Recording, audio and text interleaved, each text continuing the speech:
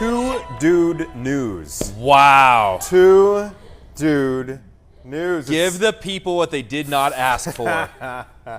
Jake Hamilton alongside Anthony My man. Ponce here for your Tuesday edition of Chicago Now.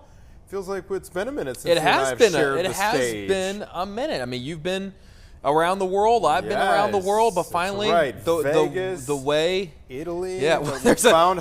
I mean, I basically saw the Eiffel Tower.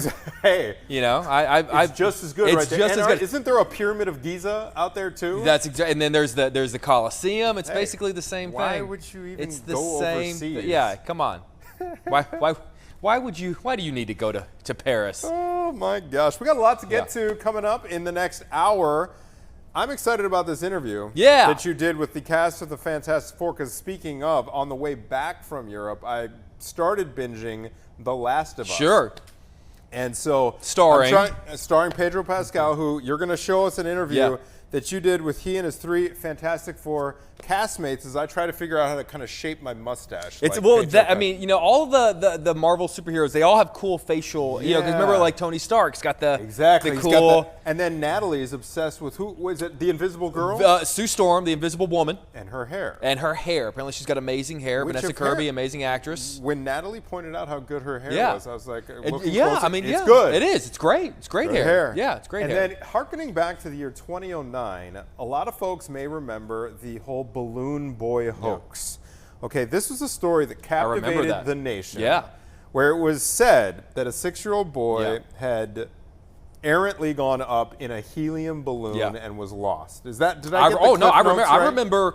Remember they it was you know, it was live. You know, everyone kind of stopped what they were doing, and were watching the news because we had this horrible fear that this kid was in this balloon that was floating up in the air. And I remember that airspace, Denver International Airport airspace, I believe, was like shut down for a time. So anyway, there was a new documentary coming out about the whole thing. It's one of the mini ones. It's under the umbrella of what's the show on Netflix? We'll get to it in a minute, but did it really happen? Yeah, but Netflix does a really great job. You know, they I feel like every week have this new great documentary that's a really great behind the scenes train wreck. That's what it's called. That's what it's called. They did one. I don't even want to say what the title of it is because I don't want to offend anybody. But one about a cruise ship recently that sort of lost power in the middle of the Caribbean, and suffice to say, things got gross. Sure they did. But anyway, these things are fascinating. Cruises look amazing, you know, in the pictures and the commercials and everything, but the margin of error for cruises has me always gun-shy. Yeah. Because if like something goes wrong. Yeah, and you know, a documentary like this that kind of shows how bad it got is a really sometimes terrifying reminder that we're all that close from going full Lord of the Flies. Oh, full Lord of the Flies. Which is exactly where they went. Man. It got bad if you get the chance. But then we're going to talk about a different documentary, which I'm sure is also Balloon Boy, awesome. We're going to speak with the director of that. And also, I'm a huge fan. I've been screaming this from the rooftops for weeks now. Ravinia? Have you been? I have, of course. Okay. I saw John Legend there. Oh, very nice. We just had, I don't know if you heard, we had Morgan Freeman on the show last week. He did a narration, didn't he? Yeah, because he's got a show coming out on August 1st. Oh, that's happening in August. Yeah, August 1st. He is performing with the CSO. So he recorded. It's kind of an extension of his blues club in Clarksdale, Mississippi, and so they're kind of just doing this like really great blues program that's going to be narrated by the great Morgan Freeman. How can you go wrong with a show where Morgan Freeman narrates? Exactly. But so Ravinia, if anyone out there has been, you know that it's not just about the music, it's not just about the concert going experience, it's about the spread, the food that I would you argue bring out sometimes the concert is secondary. Exactly. Sometimes it can be secondary. I took a stroll the last time we were at Ravinia. This is for the Roots last year. Cool. That's a good one. It was a great show, and I took a little stroll. You got to stroll the lawn some point during the show. The setups there are so people elaborate. Take it seriously. People are bringing like fine china. I mean, also people are getting there early. Like there are probably people already camping out for the Morgan Freeman show in 2 weeks. Exactly. Because you got to claim your spot.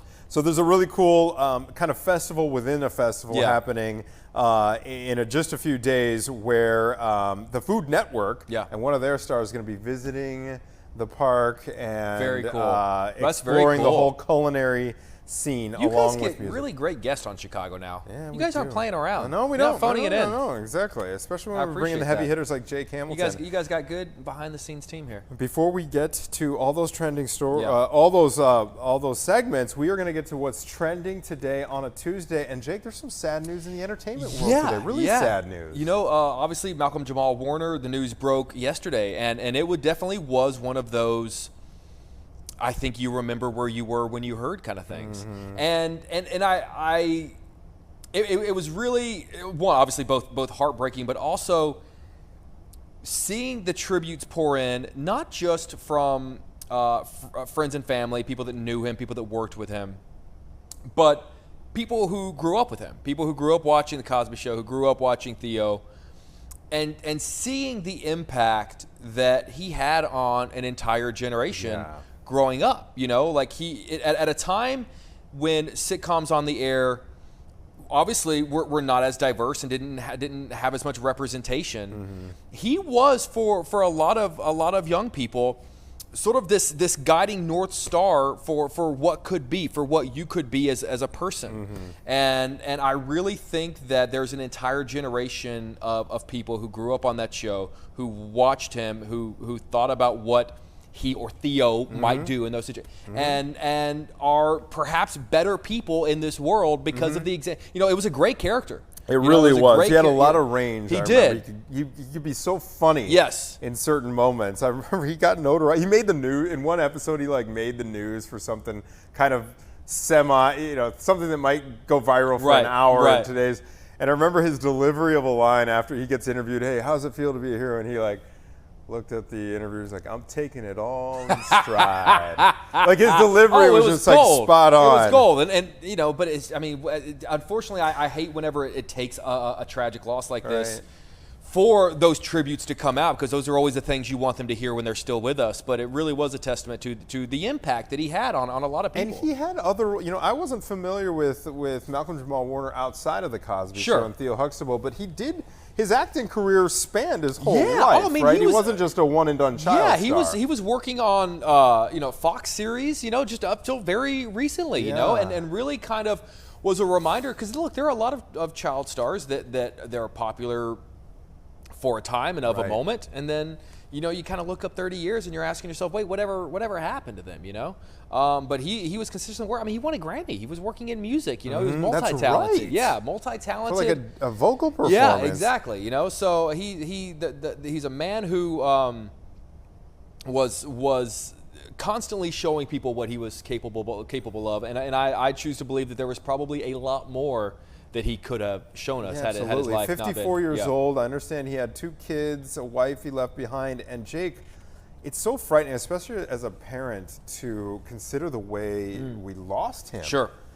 Because it sounds like he was out swimming and there was some kind of sudden current. Yeah. Because he was not the only one that got swept. I mean, he's the only one who died, but my understanding, and information is still coming in, but that he was with someone else that got pulled in that same current as well. Yeah, from what I was reading, I think he told his family, I'm going to go out for a swim, and I think after an hour, you kind of look up and you go, wait, they should have been back by now, and you know what? You're a parent, you hear those horror stories of just how quickly it can happen. And actually, on that note, the recall too. There was a big recall announced today of these about 5,000 above ground pools, and the reason.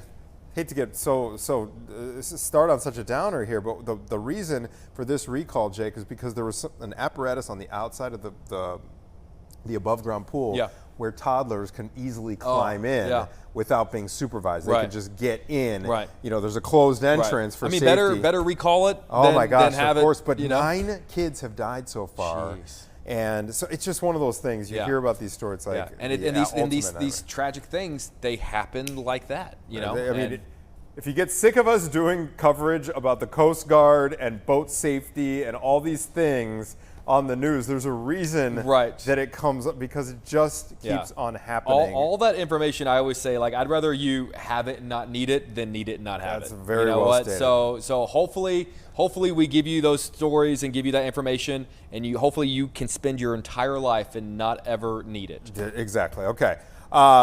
we'll move on to some other entertainment news. Less on the morbid side here. Ted Lasso. Ted Lasso's back. This is okay. So my apologies, Jake, that I still have not. Listen, I want to dive in from the beginning. I mean, now's a good time. I want to dive in from the beginning. Now's a good time. I did The Last of Us on the way home from Italy. I had a ton of time. I'm just going to go ahead and tell you this: season different 4. shows. Wildly different shows. Zombie apocalypse. Yeah, but coaching a football team. Ted Lasso, a great palate cleanser. And here's so I kind of feel bad that you sort of missed this moment. I'm sort of curious if you guys behind the scenes remember this. Ted Lasso started streaming during the pandemic. Yes. And it really was, particularly with the first season, the reason it gained in popularity, it was such a refreshing show of kindness, of being kind in what can be sometimes a very cynical world. And I think that's why people latched onto it, because during the pandemic, I think we were all in need of something that just made us feel good about the world. And Ted Lasso most certainly did. But back 2 years ago, there's our first look. This is what I'm assuming was their first take right now. They're shooting in Kansas City. 4 of the major characters being brought back together. We thought that it was ending with season 3. Why did everyone think it was ending with season 3? My attitude was always kind of like maybe he just wanted to, because it's basically Jason Sudeikis' baby. Okay. And my kind of thought was like maybe he wants to just kind of end it while it's good. It's one of those things, because keep in mind the character of Ted Lasso started kind of as like a bit that he used to do on Sports Center sometimes, and it's kind of this oh shucks kind of kind of character. Season 3, I think.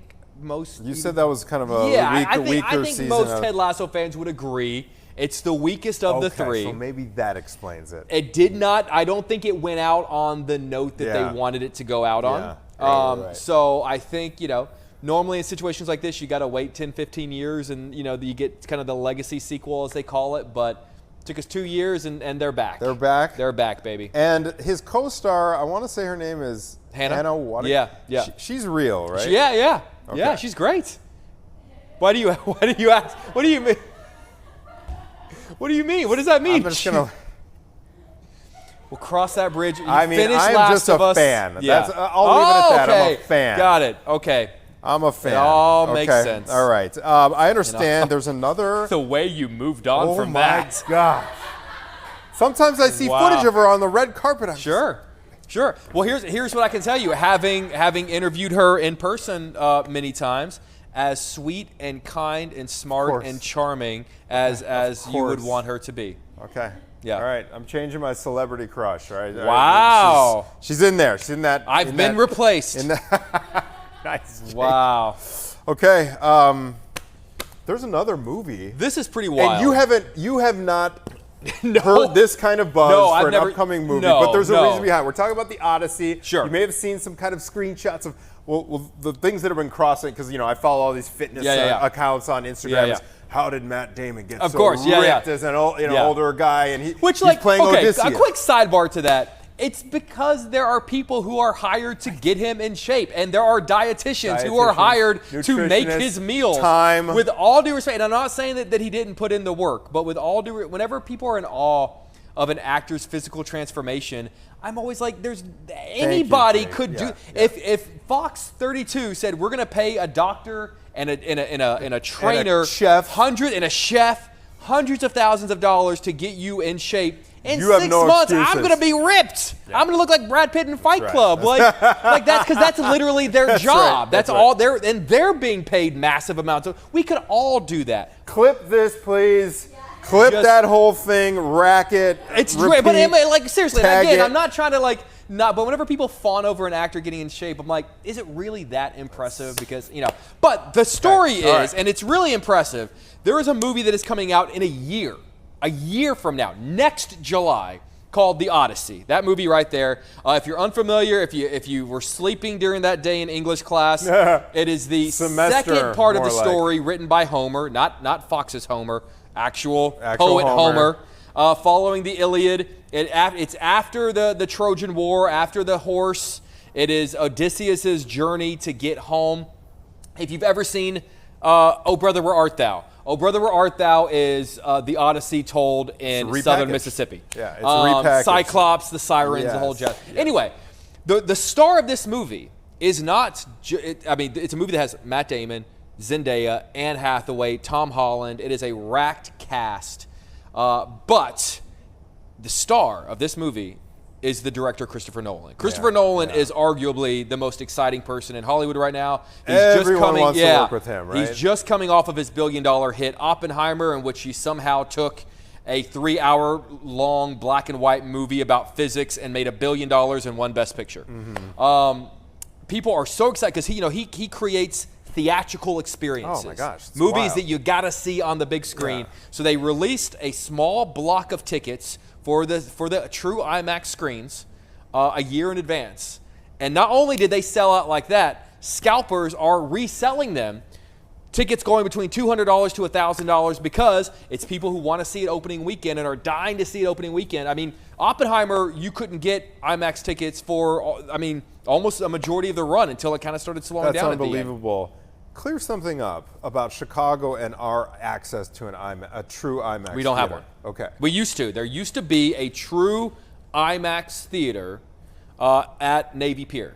And what I mean by that is the scope, the actual size of the screen. There's a particular size it has to be in order to be a true IMAX. There were only a handful of true IMAX theaters. They closed the one here in Chicago, unfortunately. I used to go see all the Nolan movies. There was a Michael Jordan documentary that used to play there, that I feel or like you would go see a Christopher Nolan movie, and if you saw The Dark Knight, it'd be like that. And then during the IMAX sequences, it would open up and take the full. Oh, cool! That's not to say there are IMAX theaters around the city. But it's not true IMAX. They are what I refer to as LIMAX. LIMAX. They are LIMAX theaters. They're not true IMAX screens. Okay. Jake, that is super exciting. I'll be seeing it, but not on opening night. I'm Sure. not paying $1,000 to do that. But dude, anything. If only you knew a guy that was going to see it early. Exactly. I got to live If vicariously. only you knew it. through this Oh, guy. I'm not your celebrity crush anymore. You can forget that. Oh, that's right. Hannah Waddingham. Yeah, call is Hannah, my see if new- she can get That's you right. in. All right, we got another great interview with our very own Jake Hamilton, the cast of the Fantastic Four. That is coming up right after this short break. Stay with us.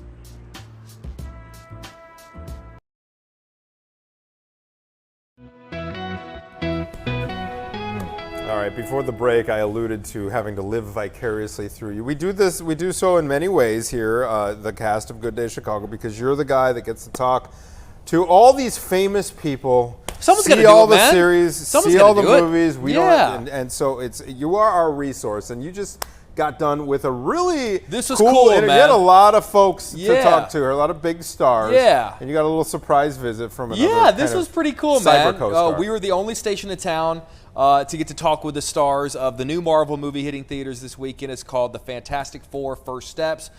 People have been waiting a while for this one. Since they kicked off the MCU with Iron Man 1 back in 2008, fans of Marvel have been asking, when's the Fantastic Four going to be a part of it? You know, because they're Marvel, it's what they refer to as the first family. Oh my Stan Lee and Jack really? Kirby created them back in 1961. You know, they're one of the OG Marvel characters, really. Like, they're it. They're the ones that sort of kicked off the whole thing. So this is overdue. Yeah, very much overdue. You know, it was a little intimidating. You know, they had us interview all 4 of them at one time, which, you know, there's that... You know, it's tough. You've interviewed a yeah, you know. I always find that my attention, you can't help but divide it and think to your head. You know, you're listening to the conversations, but you're also like, okay, hold on, I got to get this person involved. I got to get this. You know what I'm saying? Yeah, exactly. Make sure they're all. You want that vibe of like 4 of them talking to each other.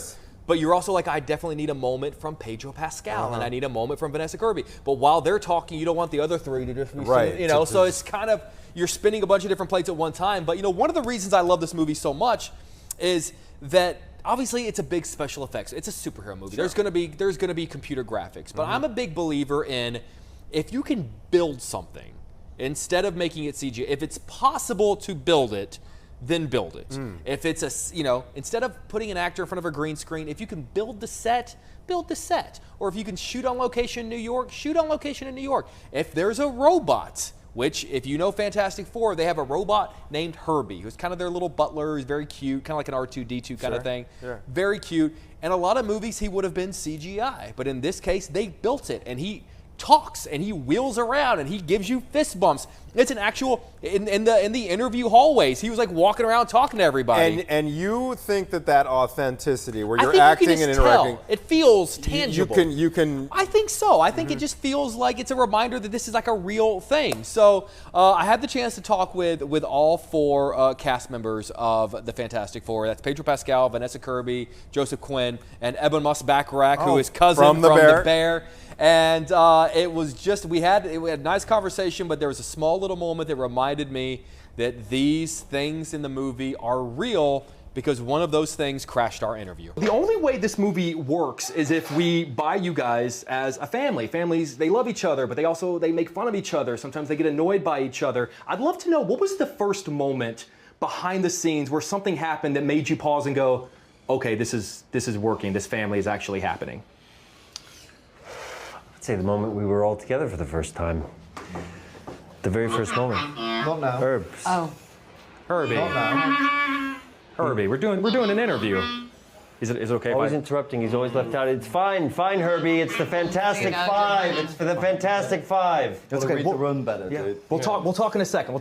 Here, fist bump. All right, we'll talk in a second. He's colicky. See, was he always like that on set? Always jumping in and ruining takes? It's got worse. First time you guys were together, like you knew the family was.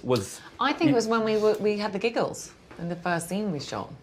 I think We couldn't stop giving each other giggles. Maybe I was just really like I got off the plane and I had to go straight from the airport to Pinewood Studios, and you guys were all there, and I don't know why we convened at the gym. We crashed her workout. Oh yeah. Oh, that's right. Because I was like, we've got to get in those tight suits in one day. All 3 of us went over there, and then we took a picture together, and that was that. Yeah, that picture, yeah. That's dangerous to let people know that we can approach you at the gym and ask for a selfie. Or is this the only one? I didn't look great, but didn't, any time. No. That's why we went to the gym to find you there. I must have been we're going to be in these tight suits.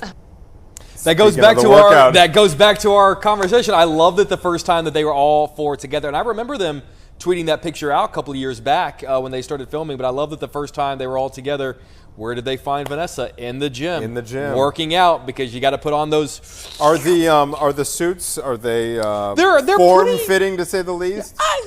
Yeah, I mean it's not quite as like, they're a little bit more traditional to what they look like in the comic books. They're not as I mean, it's not the Iron Man suit or even as something as elaborate as like Thor's suit. They're very kind of, but they are, sure, they're slim fitting. The question that may be on long-time MCU fans, Yeah. is this going to live up to expectations? I think so, because this is also kind of building towards the next Avengers movie. We've got one more Spider-Man movie next summer, and then the next Avengers movie in December of 2026. It's called Doomsday. Is this another Tom Holland Spider movie? It is another Tom Holland. Yeah, okay. yeah. But you know, Doomsday is a big deal for a lot of fans because one, Doctor Doom is a famous Fantastic Four villain, but most importantly, you know who he's being played by? Who? Mr. Robert Downey Jr.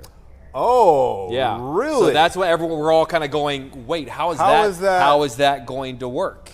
And the idea that's being floated around, you know, they floated the whole multiverse thing. Oh, right. You know, in a different universe, who would you be? But what if in another universe Tony Stark went bad and became Doctor Doom? Oh my gosh. So- Okay, all right. Right One more now, question they're before we going, wrap. oh my God, this is so nerdy. Eben. Yes. Moss Backrack? Is Yes, that his name? Okay. yeah. You know, so my only exposure to him as an actor is course. through Cousin. Yes. His character I mean, that's on what The most Bear. people know him as. It's one of those things where there are certain actors that get Yeah.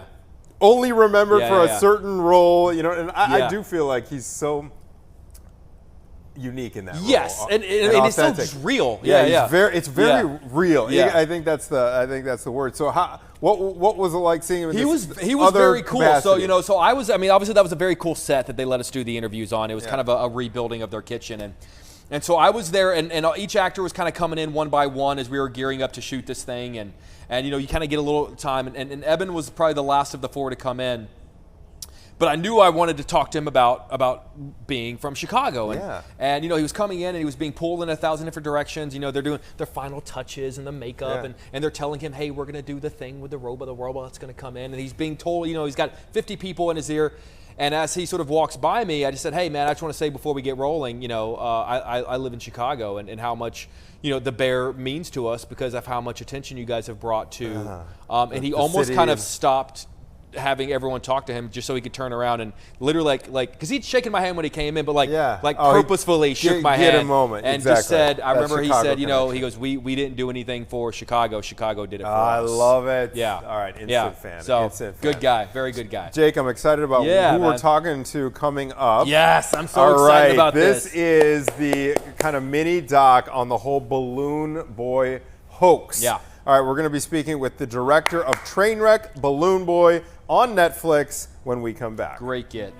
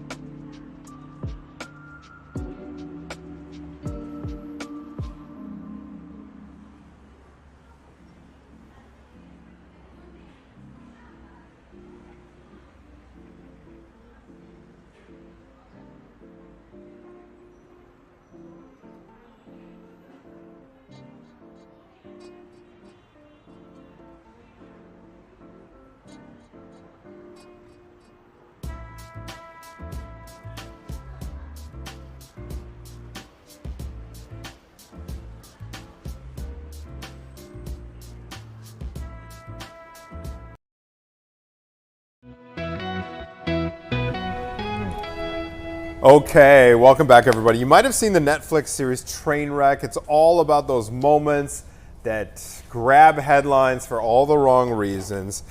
The latest episode harkens back to an incident 2009 known as Balloon Boy, infamously known as the Balloon Boy incident, when a young boy was believed to be trapped in a homemade helium balloon floating through the sky. You were in news at that time. Yes, I was. Was it full? Was it wall-to-wall coverage? I don't remember if it was wall-to-wall, but it for sure made it. Yeah. It was A block. Yeah, it was A block. A block meaning the very first thing in the show. Before the first commercial break. I'm never in A block.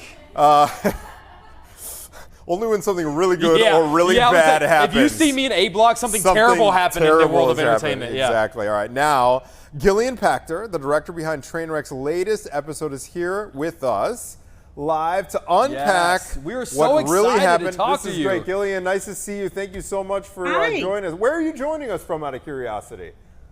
London. Oh, wow. I've heard of it. I've heard of it too. Wow. So it must be what, 4 in the afternoon? Yeah, I was saying, was it a 6-hour difference? What are you? Your central time? 6 hours. That's right. Yes. 6 hours. Yeah. So it's okay. 4:30 out there. Thank you, Gillian. All right. So let's start off by kind of unpacking for those unfamiliar. Maybe we have a younger audience joining us right now, unfamiliar with the whole Balloon Boy incident. Can you give us a little refresher and kind of what inspired this topic to be explored on Trainwreck?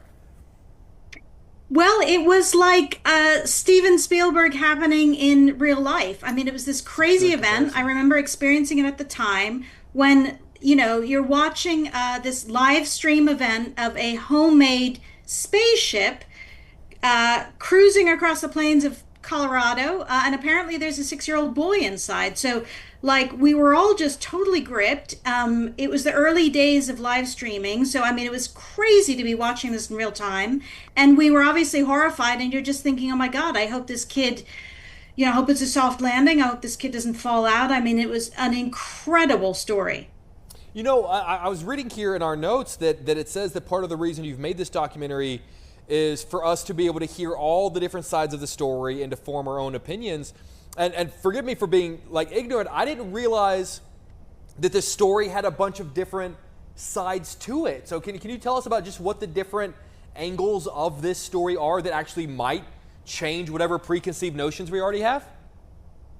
Yeah, well, it basically ultimately it's known now as the Balloon Boy hoax. Not to spoil anything for people who haven't seen the documentary or don't remember the story, but a crazy thing happened after another crazy thing. It spun a number of times, and then ultimately, it was basically decided by the public and the sheriff that this had all been a hoax, had been a publicity stunt, that this was a fame-hungry family. They'd been on wife swap. They just did this to get attention. But the family themselves have never stopped protesting their innocence. And I basically got in touch with them because they were pardoned by the governor of Colorado back in 2021, January. And I thought, that's interesting, they've been pardoned. And then I gave Richard Heaney, the dad of Balloon Boy, a call.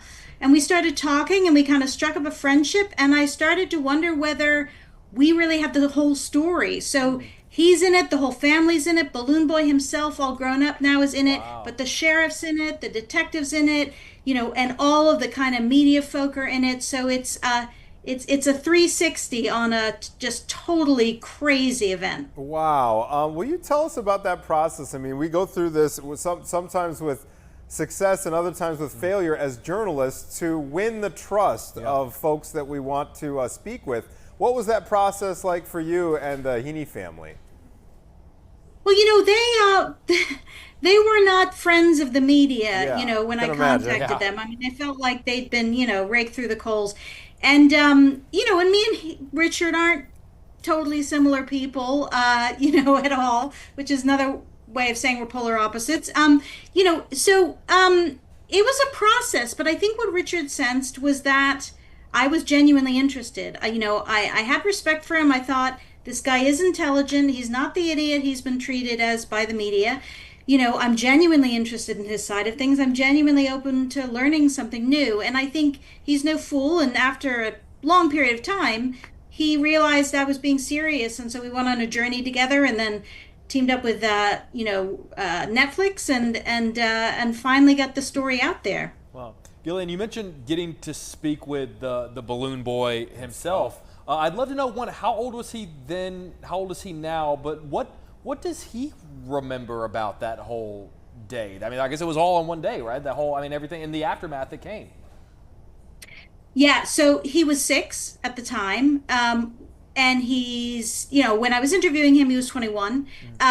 So, for him, to him, it's just totally crazy that basically it was a sentence that he said on the Larry King Live that kind of spun this whole story. Flipped it. He basically said, he was being asked by his dad, well, why didn't you come out when we called your name? He'd been hiding the whole time the balloon was in the air. And he answered, you guys said we did this for the show. And based on those 10 words, the story flipped. Everyone thought, show? What show? So, and, then people started saying it was a hoax. So Falcon, which is the balloon boy's real name, just can't believe that, like, as a 6-year-old, the entire nation took what he was saying as gospel, and that was enough to kind of completely alter the course of history. I mean, he thinks it's crazy, and his memory of the day is absolutely not participating in a hoax. He says he ran away, his dad was yelling at him, he hid, he didn't want to be found, and when he came out and everybody was worried and crying, he was as bemused as anybody. That is wild. Does he have does he remember saying that line? Because you're right, I do remember that line now that you mention it. Does he have any memory of why he said that? Well, it's twofold. One, he says, I was 6, and like I said dumb shit all the time. Oh, I'm sorry for swearing. Don't worry, we're on digital. Yeah, you're good. He has a point. I have a young son. They say dumb stuff. And then he also remembers being surrounded by reporters right after the event, and they were going like, oh, do this for my show. And, and the family themselves had been on different shows. So he kind of just feels like he was confusing different events. But he absolutely doesn't think like, oh, yeah, I spoke the truth. And I finally got that out on Larry King Live and, revealed it was a hoax. I mean, he is actually really bemused that this went in the direction that it did. I'm fascinated by the whole thing. Let's take a step back and so this was turned out to be a hoax. It captured the nation very temporarily. You've done a full kind of multi-angled approach to retelling this whole thing for an audience that a lot of us probably don't remember vividly that day like you do. What are you hoping that the audience takes away from this whole episode? I know that this is the days before. You mentioned it was one of the first times that something was live streamed. Right now things go viral like that across the globe. What are you hoping folks' takeaways are from revisiting this whole thing from 2009? Well, I think what's really fascinating watching it now is like we're very cynical these days. Like we've got AI, we've got fake news. We don't believe what we see necessarily. And this was a different era before all that where, we really did take what we saw at face value. Right. So I think as people are looking back on it and wondering like, okay, I'm listening to people, was it a hoax? Did we get it right? Did we get it wrong? It's a really interesting opportunity to actually realize at the end of the day, like, all you have is your gut. All you have is actually listening to people and their truth and making your own judgment about whether you believe them, because you can't trust media and you can't trust what you see. So I think it's a really kind of interesting cautionary tale. And I think people are going to watch this, and I think people already, they disagree about, what the truth is, So it's fun to look at it as before the era of fake news, maybe one of the first stories where we started wondering if what we're looking at is the real thing. Sure. Yes. Well, to your point, really quick, Gillian, before we let you go, we all have, to your point, preconceived notions about this story and what we thought was going on behind the scenes. What was the biggest difference between what you thought about this story when you started sort of putting the pieces together versus what you thought about it whenever you were done putting it together?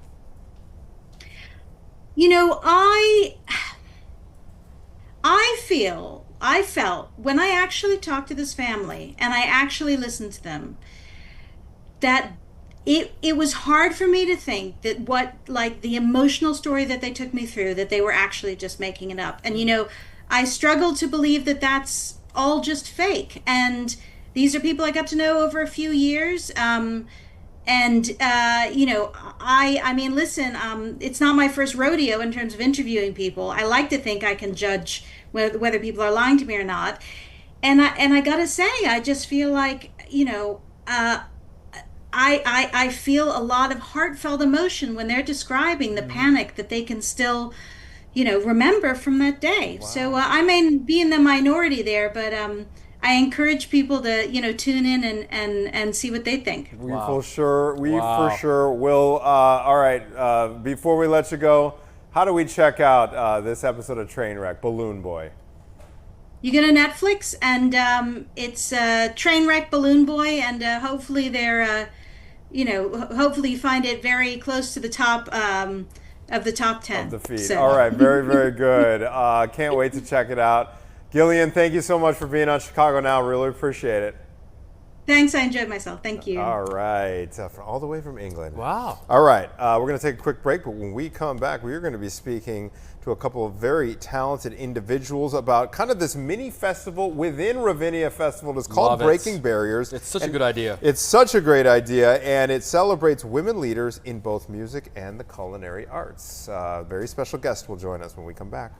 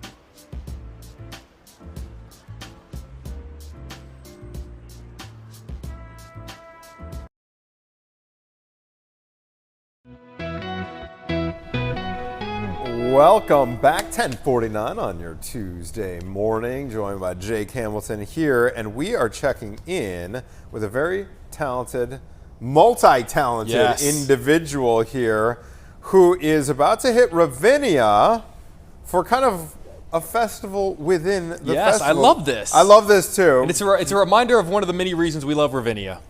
And there are countless. Yeah. We love Ravinia. Jake and I love Ravinia. And so there's this program called Breaking Barriers. It's a festival that celebrates women leaders in both music and the culinary arts. And this morning we are joined by Molly Yeh.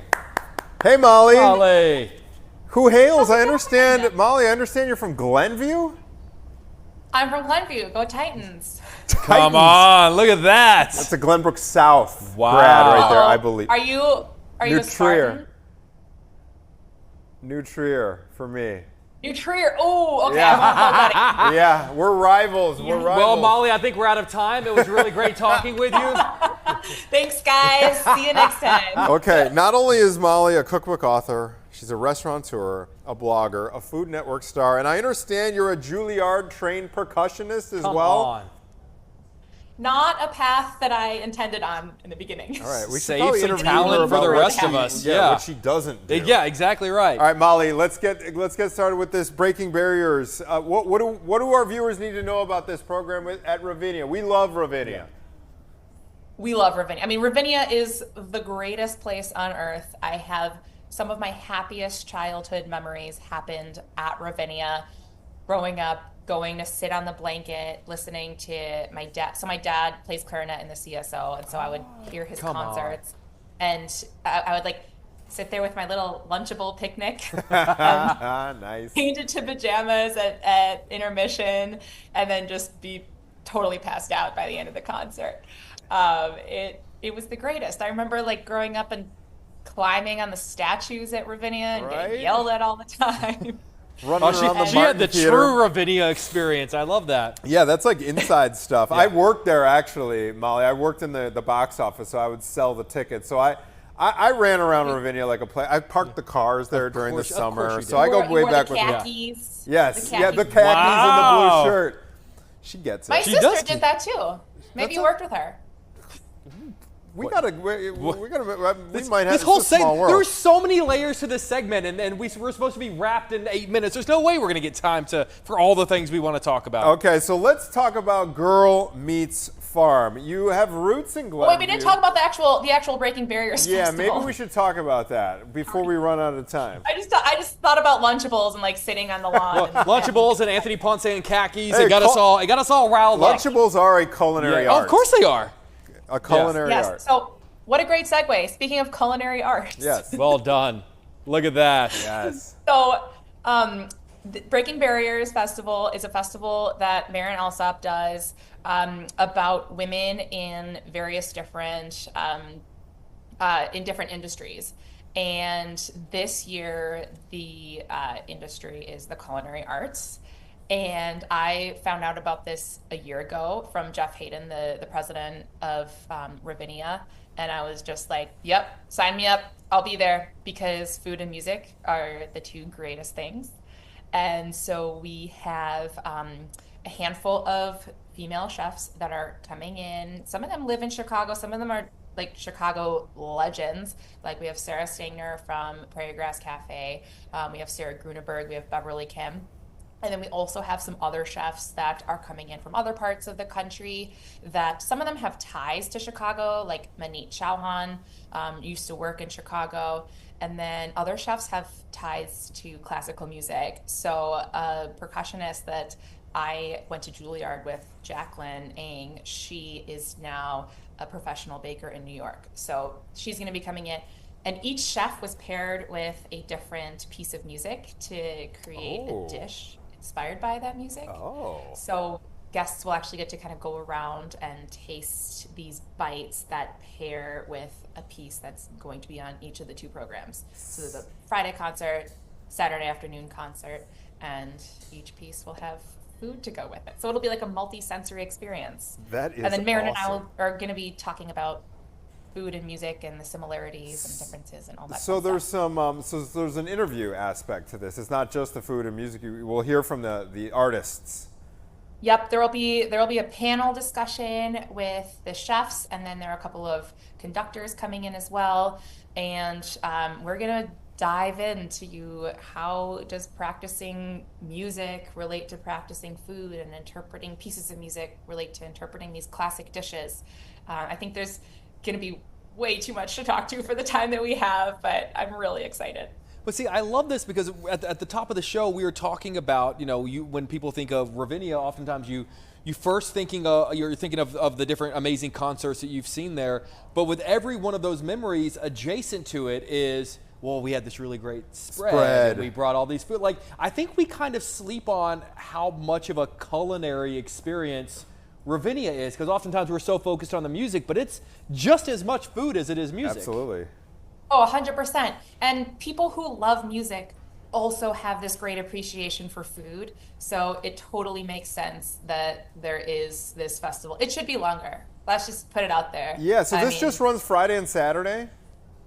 Yes, Friday, Saturday, and then Sunday it's still part of Breaking Barriers, but Friday and Saturday is when the guest chefs will be here and when the special little food bites will be paired with the music. Okay, and so are you going to be kind of a moderator? Are you hosting this thing? Is that kind of your role in the whole production? My official title is co-curator. Okay, wow, that's fancy. That word. And so Marin programmed the music and got a really awesome eclectic program of pieces that are just, they're all really fun to listen to, but they are all so different. And then I kind of went through and paired pieces of music with chefs that I felt like they could really so you actually did you are a curator. Yeah. You chose you paired the music. You know, we're used to talking to wine people who are like, oh, well, the wine goes with this meal. Yeah. She knows what music goes with each. I just got back from Italy, by the way, speaking of music and food. So Anthony's an expert. Yeah, I'm an expert Yeah, now. he just got back from Italy. This. I watched The Bear. So between the two of us, we're basically experts on the wine scene in Chicago. Will you tell us about Girl Meets Farm? Girl Meets Farm is my show on Food Network, and it's in its 15th season. And it is all about food that I cook on my farm. I live on a farm in the in northern Minnesota. So it's still the Midwest, like Chicago, but there are a lot of differences when you go this far north. And so I cook a lot of Midwestern comfort food, a lot of Chinese and Jewish food, since I'm Chinese and Jewish. So it's like just a really fun, delicious cooking show that is on a farm in this literal room that I'm sitting in right now. This is where we film. So you're joining us from right near the Minnesota-North Dakota border right now. Yeah. I didn't realize there were so many different flavors of the Midwest because growing up in Glenview, I thought, yeah, this is Midwest. Right. But you could get more Midwesty when you go so much further north. Oh, there's definitely that. regional things. We were just picking up my son in Wisconsin. Yeah. And we stopped at this ma and pa place they have their own culinary identity up in Wisconsin. That makes Absolutely. sense. Yeah, Think I guess about that, that's true. Same thing with the South. Like if you go to Texas has different food than Louisiana, has different food than New Mexico. You can't just say, oh, it's Southern food. It means different things. Mm-hmm. Molly, can't wait to hear more about this weekend. Have so much fun. I hope you're going to see all your friends and family back here locally. Of course. Yeah, I can't wait. I'm so excited. Can't wait to be surrounded by the Chicago accents because they're yes, indeed.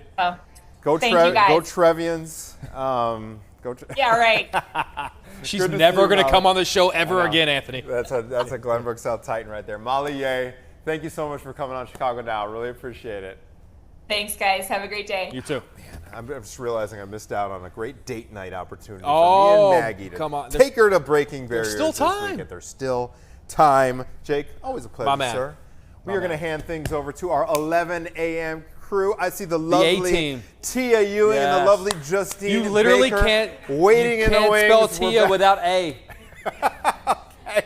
We could go in a number of different directions. I know. That's true too. Okay. Get on. We're going. We're going. And we'll be back. Stay with us, everybody. Have a great one.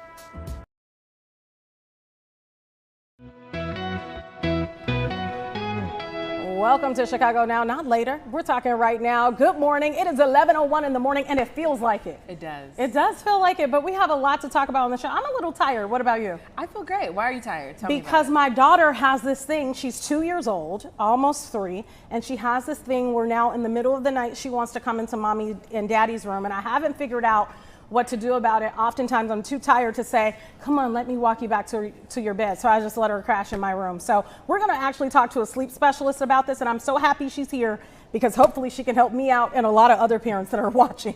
Yep. Yeah, and so then we're gonna talk to one of the members of the Basement Yard podcast. Have you ever listened to what they talk about? I have. I've seen them on TikTok, and I'm a fan. I'm definitely a fan. They are hilarious, to say the very least. And then next, we're going to talk to artist Jacob Ryan Reno, and I think this is absolutely fabulous. They're called the Terrible Portrait. So, you know, when you go, for example, to an outdoor festival, right, like a state fair or something like that, you're used to people sketching you and stuff like that. But oftentimes you want it to look like you. You don't want it to be terrible. This is kind of the reverse, right. and it really works, and people love it, so it's all the rage. Yeah. Yeah, I can't wait to see what he draws. Apparently he's drawing us. He is going to be drawing us. We'll chit-chat with him for a little bit, and he's drawing us. So that's exciting. Well, hopefully he can make this double chin disappear. Okay, what we got trending this morning? So the first thing we're talking about trending is the Nicki Minaj trend. Oh. Have you seen that? I have seen it. I've seen it where moms are holding their babies. I've seen where women that love to get in the gym, they're standing in heels. Keep that in mind. Like right there is a woman that I'm talking about in 5-inch heels balancing on a dumbbell. It's very impressive, to say the very least. So off camera, I saw you balancing back in off stage. Do you think you could do it on a dumbbell? I don't think I could do it on a dumbbell. Let's see what you can do. You know, when you get old, your knees don't work the way they used to. Tia's got 20-year-old knees. I don't want to split my pants on TV. There you go. Okay, that's all I got. That's great. Okay, that's all I can do. Oh Lord, I didn't pop the bomb. You got to take me to Northwestern Medical Center now. No, in all seriousness, I think it's amazing to see, especially the women holding the kids. Right. Because that's your weight plus their weight. And it really proves that women really can do anything. They can do it all. Yeah, now I'm out of breath. Thanks a lot, guys. Well, luckily, I'll get you for the next one. Actually, you're going to get me for this next one. Yeah. Rat birth control. Tell us about it. I know you covered it a few days ago. Yeah, so it was introduced previously in Wicker Park in Bucktown, and I forget the dates of when, but Alderman Timmy Knutson, I believe he's of the 43rd Ward. Yeah, he's of the 43rd Ward, I have to think about it, is introducing this rat birth control. And the whole goal behind this is to make sure the rat population stays down. So they're gonna do it for a year. They're gonna have test blocks that they do it on. They're getting all the neighbors in on this. And apparently it's one of the top complaints that people have in Chicago is about the rat problem. So what's the difference between rat birth control rather than just, you know, giving them some type of poison? Yeah. Well, the poison kills them, but rats are very smart, I found out. And so they then know how to avoid the poison because they see their little rat friends, you know, sadly, rat mommy dies. And they're like, oh, my mom has died. I mean, I'm sure they're not saying this, but this is kind of the mindset. They're like, oh, my mom has died, and my cousin too, and my brother. And so then what happens is they have the sense, the intelligence to then avoid the poison. So the birth control, they take that and then it just keeps the population down. So it's safe for all. Also with poison, say a bird comes along and they're hungry and they see it on the ground and they don't know it's poison, they ingest it, and then you're killing off wildlife that we need for our entire ecosystem. So that's the difference between that and a birth control. So do you know how long it lasts? Is it a forever thing that these rats aren't going to be able to give birth after, or, you know, get pregnant after? So they're going to test this out for a year, and their goal is to see how much the population drops of rats in that particular ward for a year. If it works, their goal is to then spread it out. This has been tested in 2 other cities. I don't want to get the major cities wrong, but it's been tested in 2 other cities. I can't remember off the top of my head. Well, you're a reporter, listen, you got a lot of stuff in your head. I can't remember off the top of my head which cities. I do think LA may have been one of them, and they did see the population decline. So let's see what happens. I mean, because have you been outside on Lake? So we're on Lake and Michigan Avenue, in case you guys didn't know. And if you're ever in front of our building, they jump out of the planters. You're like, wow, those flowers look beautiful. And then the next thing you know, and there's seats. And I've sat there before. And then all of a sudden, I'm like, what is that sound? That's not a flower talking to me. And you look up, and it's a huge rat. I actually have videos in my phone because we used to go live there all the time. And they would just spring out at you like they were your friends. I'm like, homie, I don't know you. Right. Why are you hopping at me like that? But yeah, a lot of rats. are in Chicago, we got to figure out something. Yeah. And it's a huge part of the budget. You were talking about the poison. I think for this particular year, it's over $14 million that the city of Chicago spends on the poison. So the goal is if the birth control works, you won't have to use as much of it long term. And as a result, you're not spending as much money from taxpayers, essentially. Right. That sounds like a really cool initiative, We'll see. especially if it works. If it works, yeah. So we'll be watching that one closely. All right, so the next thing that's trending, Tyler Perry. TP! He talks about how he sets boundaries with his family and his business. Talk to me about that. I believe the post was that he had to get rid of his aunt or something like that. He not get rid of her, okay? I want y'all to think he asked the woman. I'm talking about fired her. Because, you know, she just wasn't doing the job that she was supposed to. This was on a podcast that he talked about this, and he talked about, you know, setting boundaries with your family. Because I do think that I'm not Tyler Perry rich, you know, I'm not even close. I wish in my dreams Tyler called me. But I would imagine in that role that he's in, people are always reaching to him for something anyway. And so why not employ your family if you can? But the problem with that is you do have to set boundaries because not every family member wants to work as hard as you do. They feel like you got it. So why should I have to work hard for you? You could give me something. You're giving a charity anyway. Give me something too. Right. And I saw on his post that one of his cousins asked for $1 million. And he said he didn't want to do anything for it. He was just like, hey, cuz, can you give me $1 million? If you're not going to work for that, he's worked so hard to get to where he's at. Was homeless at one point, living in his car, still putting on the plays. And so then I have to ask the question, this is no shade to Tyler's family whatsoever, but if I'm homeless living in my car, where was my cousin at? Where were you guys? I'm just saying. So now you want $1 million? I think that it's nothing wrong with sharing your wealth with your family and being philanthropic. But at the same time, I think that in some cases people do have to work for it. I'm sure his family is watching like, well, wait a minute. You just, you know, did a funeral for this person. You barely knew. I'm family. What's the difference? But I understand where he's coming from because you hand it to them, they lose it, and then they're coming back again. Right. I feel like, you know, once you give them the money, they're going to keep coming back. Is there ever any circumstance that you give your family members money, or are you the household that's like, okay, no, I'm not giving, I'm not loaning money, it's either a gift? What's your thoughts on that? I've loaned money to family with no expectation of it being given back. I didn't say that, but some people you already know, if I loan this person $500, chances are I'm never going to see it again. And then you just let it go. I have had family members that have wanted to be not employed, but like do things to help me because I was going to hire someone anyway. And I didn't have any problem with that. If I was going to hire someone to come, for example, watch my daughter anyway, and my family member offers it, it's only right to pay them. Right. Because you were going to pay somebody anyway. You're going to pay someone else. You Right. might as well not use your family member. Just help them along because Right. I'm sure, like you said, you were going to pay someone else Anyway. to do it. So Right. yeah, I don't mind helping. I agree with Tyler. But don't beg me. Don't ask for a lot of money either. $1 million, Right. I could understand maybe 1,000. You know, he's got it like that. Well, But he's got the $1 million though, Justine. But to just give to someone, of course he has $1 million. But would you just give $1 million to someone? With the right business plan and maybe, because here's the deal. If you have that kind of money, you also want to have essentially investments, right? Right. So if my cousin came to me with a great business plan and said, hey, I don't have $1 million to give you, don't call me because I ain't got it. But if I did, and they came to me with a great business plan, I would have no problem helping them achieve that goal with the intent of us investing in something else, right? Like the whole goal of having that kind of money is not to keep it for yourself, but to have generational wealth. So I have no problem with bringing a family member along, but it has to be under the right circumstances, not just a give me and a take situation, but something that could evolve and help our entire family if possible. For sure, So, and yeah. especially because Tyler Perry did say like his family wasn't going to work, they didn't want to work, and that was the whole point of it. No, I'm not giving you $1 million, but if you did have something for me to invest, a business, something, you know, build as you climb, right? Correct. You know, you always want to do that. So yeah, no, I would not be giving out $1 million. I agree. Your makeup looks like $1 million today. It looks really good. Thank you so All much, right. Tia.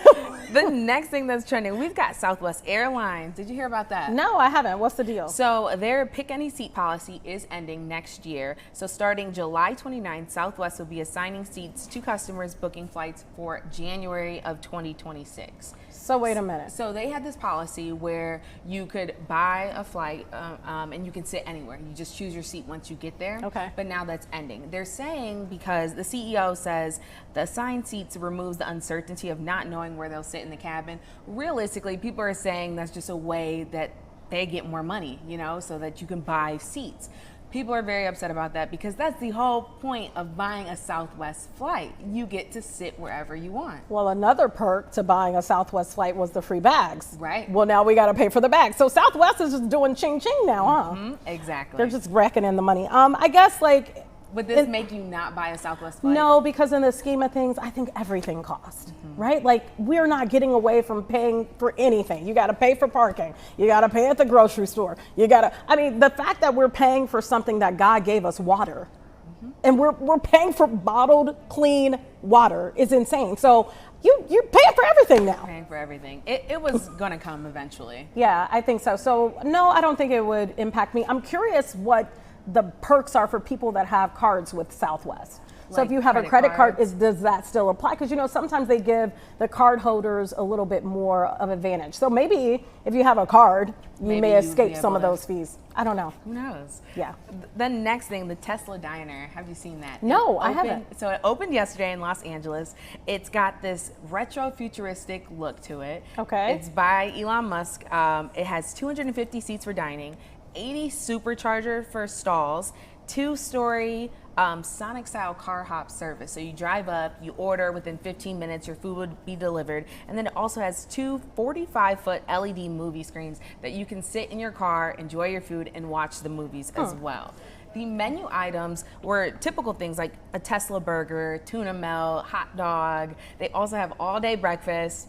Is that something that you'd go to? Do you like that Sonic style car hop service? I do. I think it would be really beneficial with your family. And I'm guessing if you go there and watch whatever's on the screen, you probably can watch it on your big screen in your Tesla too. I think that would be cool for somebody with kids. I don't have a Tesla. We had a Tesla for a very short time. We had a third row. We thought it was bigger than it was, and it wasn't. Wasn't conducive for car seats and stuff. So we took it back. You know, it's cool. I think it's trendy. Is it something that will last? I don't know. Is this just a pop-up, or is this supposed to last This is an entire indefinitely? restaurant. They just opened yesterday at 4:20 p.m. It's a full restaurant. They have people working there, There it is. obviously. Where is this? It's in LA. Wow, it's actually very beautiful. It's not like what I thought it would be. It's beautiful. Yeah, I think it's very interesting. My question is, do I have to have a Tesla to go? No, you do not have to have a Tesla to go. But if you do have a Tesla, you can enjoy the features. benefits. Right, exactly. Like parking your car and being able to charge it. I guess my question is this one of those things where it's trendy now and then, you know, in a few months, people are like, okay, I tried it, it was cool, next? Because see, we just talked about Southwest and their prices and how much everything is costing. This is something additional. I don't know how much it costs to go there, but if you got a family of 4, you know, it's not, everybody doesn't have this kind of cash to keep just splurging. So I think it's one of those things that maybe you go for a family night and maybe you may not go again for a long time. I don't know how the LA market is to dictate that, but I would just imagine that it may not be something that people go to all the time. Yeah, I can't imagine just craving that, you know, that whole experience too often. They do have kids menus, which is great for the family. Yeah. Just a cool experience. And maybe charging, because sometimes charging, I know in LA, there's so many electric cars that finding a good charging station is hard to come by if you don't have one at home, portable or what have you. So people may go there strictly to charge and they're out of there. So who knows? Right. It seems interesting. It seems like a cool concept. Yeah. What do you think? I want to go back to something. You had me do the Nicki Minaj challenge. You have a dress on. Would you do that? Do you think you could do that? Oh, I definitely on think a I could do dumbbell? With no heels? With heels, because With- that's everybody's with doing it heels. with heels. What size dumbbell? Is it like a 20 One that your pound little heel can fit on? Yeah, Yeah. I could do it. You think you could I do could it? do it. If when I don't wear a dress, I think we should try it out. Yeah, we should try it. Maybe we'll try it on the show tomorrow. I don't think I could pull it off, but we'll find out. All right, coming up, we're going to be talking to Natalie Hart. She's a sleep specialist with Kelly Murray Sleep Consulting. She'll be in studio. We're going to talk to her about trying to get a good night's sleep if you got kids. That's a lot of people's woes. We'll have that right after this break.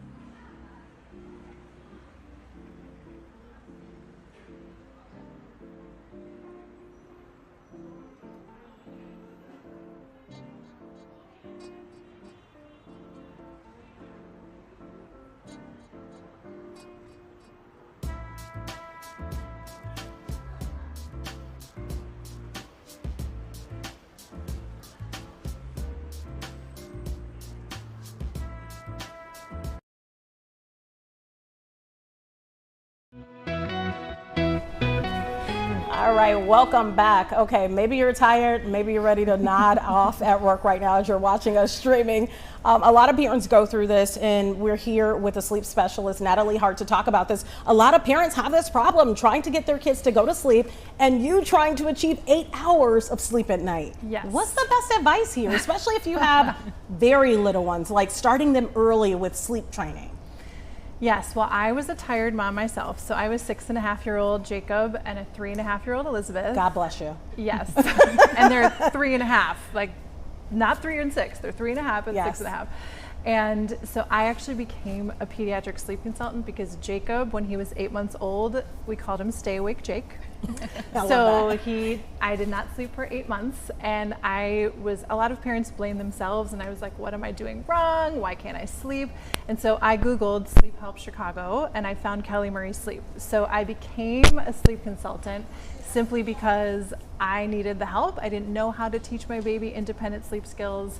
So I started off as a tired mom. So I would say the best things to do for if you're tired and you have a really small baby is to, first of all, just don't panic because there's always help, and really focus on teaching your baby how to fall asleep independently.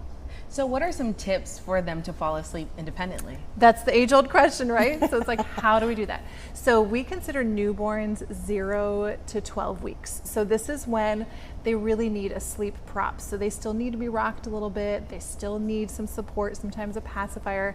But you want to try to not fully rock them to sleep, because if you're rocking them fully to sleep every time, then they're waking up and they're in a different environment. So they fell asleep in your arms and then they wake up and they're like, where's mama? So putting them down drowsy is actually the key under 12 weeks.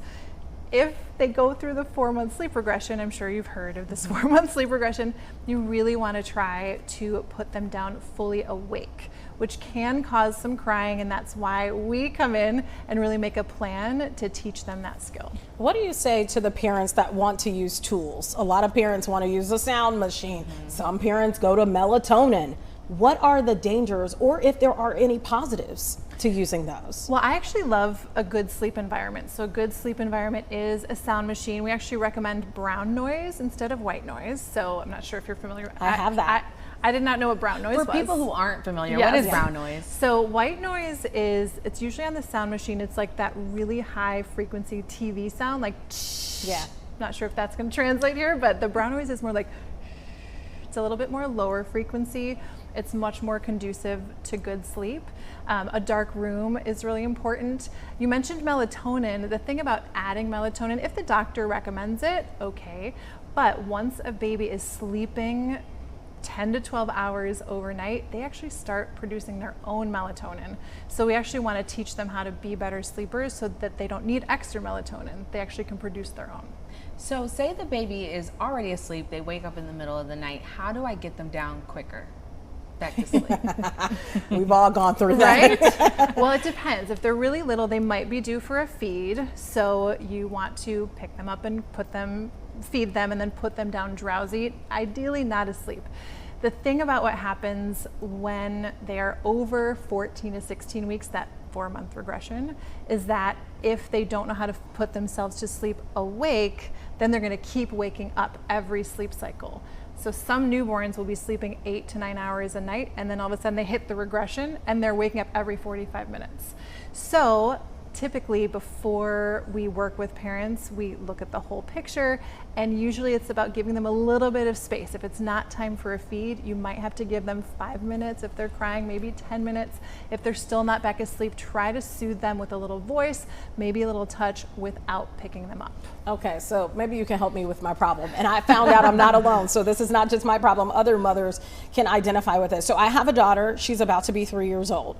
Goes to sleep, mommy, I want to go to my room, I want to go to sleep, no problem. 2 o'clock in the morning, mommy wants to get in my bed.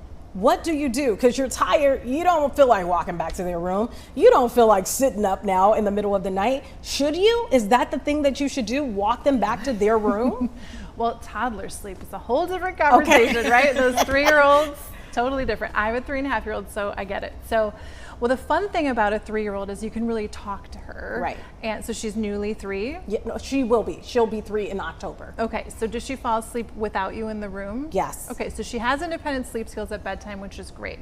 So do you have a clock that signifies when it's time to wake up in the morning? No, I just know what time to tell her to wake up. So but really usually fun she wakes tool. up at that time every day. Well, a really fun tool, like the Hatch is a great one. It can turn green. So you can just teach her, okay, so we're actually gonna stay in bed all night long until the light turns green. And some parents will do a sticker chart. If she stays all the way, you can give her a sticker. Sometimes when we work with toddlers and they're really waking up a lot at night, we'll do a couple weeks of actual tiny little toys, or okay, you got to stay in your bed all night long. So I would just talk to her, kind of a little team meeting with her, and say, this is your new wake clock. What is she into? What does she like? Oh my goodness, Gabby's Dollhouse, Moana, Dollhouse. Frozen, all the things, Yes. makeup. So you can say, okay, well, and some parents will say, I had one toddler family that if she got 10 stickers in a row when she slept all night long, she got this new Elsa blanket, and this girl was motivated by that Elsa blanket. Okay. So, and if she is still waking up in the middle of the night, you can say, okay, remember that Elsa blanket. And usually if you can have something that motivates her and she waits, now my daughter literally will wake up and say, Mama, it's wake up time when the green light turns on. But we've really had to train her to know that we're staying in bed. Very good advice. Very good advice. Hope that works out. Yeah, I'm gonna try it. So thank you. That is really good advice. I know you focus on kids, but what sleep tips can you give adults, people who might not have kids? How do you go to bed quicker? How do you stay to bed longer? Well, you'll definitely have to get Kelly Murray, our owner, on here because she does actually do sleep for adults. I mean, personally, I like to turn off my phone, which doesn't always happen, but about an hour before I go to bed, because that blue light suppresses melatonin. So if you're on, it's so hard, right? But I actually have an alarm at 9 p.m. and I now have an app that shuts down my social media, so I cannot check my phone. So if I'm going to bed at 10, that actually is a really good just first tip that I would say that I do personally that will help you fall asleep quicker. Yeah. Because if you're like scroll, and then you try to go to bed, and the light is like, it's hitting you in the face, so it makes you stay up. Let me ask you this. Do you go into the home and kind of walk parents through this? Because sometimes it's easy for someone to kind of tell you, but it's not the same as coming into the environment. Maybe there's something in the environment that the parent isn't even aware of that's prohibiting the child from going to sleep. Do you do home visits? That's a great question. We do. Most of our support is virtual. So our signature program is between 4 months and 2.5. It's a 3-week program. And the first night when we implement any changes, typically it's a virtual support. So we're on this little walkie-talkie app called Boxer. We're helping support, but we definitely have a VIP program that if someone says, I don't want any crying, I need you to literally hold me back and walk me through, our overnight support is wonderful. I really love doing in person. I get to meet the babies and they're so cute. But we also, the parent really watches us do if they wake up at night, what do you actually do?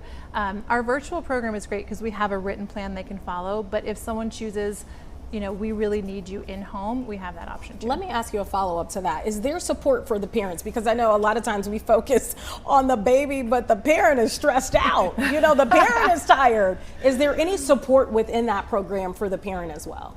Well, it's not specifically, but I would say we offer lots of support. So our whole program is based on the child, but one of my strengths as a sleep consultant, I call myself a marshmallow heart, is that I have been a tired mom. And so when the mom is stressed, or the dad, but let's be honest, a lot of times it's the mama who's stressed. We have such a mental load that I really want to make sure that emotionally she's getting support. If she needs some support about articles or blogs about why we really recommend this form of sleep training, if there is some crying involved. So there's definitely, that's one of my strengths, is the emotional support, even though it doesn't say that when you actually sign up. It doesn't say, also, you will get my emotional support, but that's definitely something that's included in all of our sleep squad. There's Kelly plus 6 of us, and you can't go wrong with any of us because she really chooses wisely that it's not just a job for us. We really care and we really want our families to see success. If you're gonna sign up with us, we want not only the baby to be rested, but we want you to be rested. I always say it's also kind of sleep training for the parents too. It takes them longer to sleep though. When you say sleep squad, I imagine 6 women with like some glasses, some capes, a blanket to put you to sleep. That would be a great commercial. Anyways, I know. It's something about your voice. Do you think part of it is the way you correspond and have conversation with your baby, even when they're little, and how you speak to them when they're going through this? Because I notice in your voice, it's very soothing. I mean, honestly, you almost not put me to sleep because you're boring, but you're not boring. You have me entertained, but it's so soothing to I guess my psyche in a way. Well, that's a very nice compliment. It's true, isn't it? Don't you hear it? So actually, before the show, we were talking, and very soothing. She's actually a singer. I am a singer too, so maybe that is something to do with it. Yeah, that's probably But it. I do feel like, well, thank you. I have gotten that before, that my voice is soothing. I think that whenever we make a plan for the parents, I also talk a lot about energy, and I know that that's not, it can kind of sound not very specific, but when you're going to soothe your child, if you feel really panicky, then they're gonna feel it. So what I try to do is be that calm presence for my families, and then so that they can at least appear calm when they're with their child, because it really does make a difference when you're putting a child to bed. So we also talk through those things. If you're putting them down and you're panicky, which that was me, super anxious first time mom, Kelly really helped me say, okay, let's make a plan, let's slow down the bedtime routine, because it does make a difference. So they're telling us we're running out of time, but I do want you to tell people that are watching, where can they find out more about Kelly Murray? Yes, so you can go to kellymurraysleep.com. That's where you can book a free call with us. You can follow Kelly Murray Sleep on Instagram. If you want to follow me, I'm Marshmallow Heart. I love that. With an H-A-R-T on Instagram as well. All right, you've been absolutely fantastic, and we appreciate you for being here with us. Thank you so much. Very soothing. Okay, coming up next, we're going to talk with one of the members of the Basement Yard podcast. It is so interesting. We'll be right back.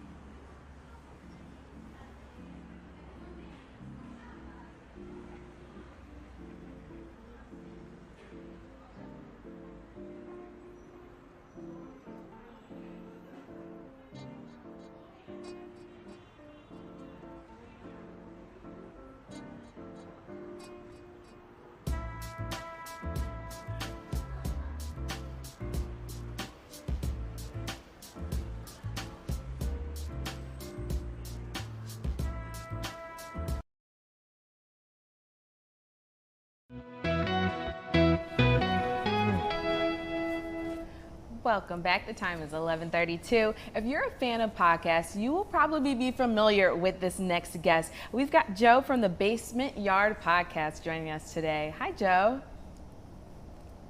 You're muted. Come on, Joe. Get with the You gotta program. hear Either we're muted or you're muted. Hold on, we're trying to find it. Yep, we hear you. There we go. Did we have it muted? Come on, Joe. Man. Hey, Joe. Joe, did you have your cup of Joe this morning? I did actually, so there's no excuse. Thank you so much for having me. It's great to see you this morning. So for people who aren't familiar, tell us about the podcast. What do you guys talk about? Well, this is a podcast that I've actually been doing since 2016, and then in 2020, I have my oldest friend with me. We've known each other since pre-K, and we do the podcast together. And now, it's just kind of like our relationship. We talk about things that are current events or just kind of stories from our childhood, and people really like it because it reminds them of their relationship with their best friend and kind of the weird conversations that you would have with someone close to you. So you have your best friend, Frank Alvarez, who's a part of this with you. You guys just sit down, you kind of air out. Sometimes you air out, I don't want to say your dirty laundry, but that's kind of what it seems like. How does that work? Do you guys kind of have like a routine where you're going to know what you're talking about going into it, or it's just free flowing? It is very free flowing. I think before we record each week, we try to have certain topics that we would talk about, so things that are like current events. But most of the time we don't get to them because we're both very chatty. So once we start talking, old stories come up or tangents it kind of just goes all over the place. So it's very unplanned. Nothing is kind of rehearsed or anything like that. But I think that's why people tend to enjoy it. So across platforms, you guys have over 1 million followers. Did you ever think it'd get this big?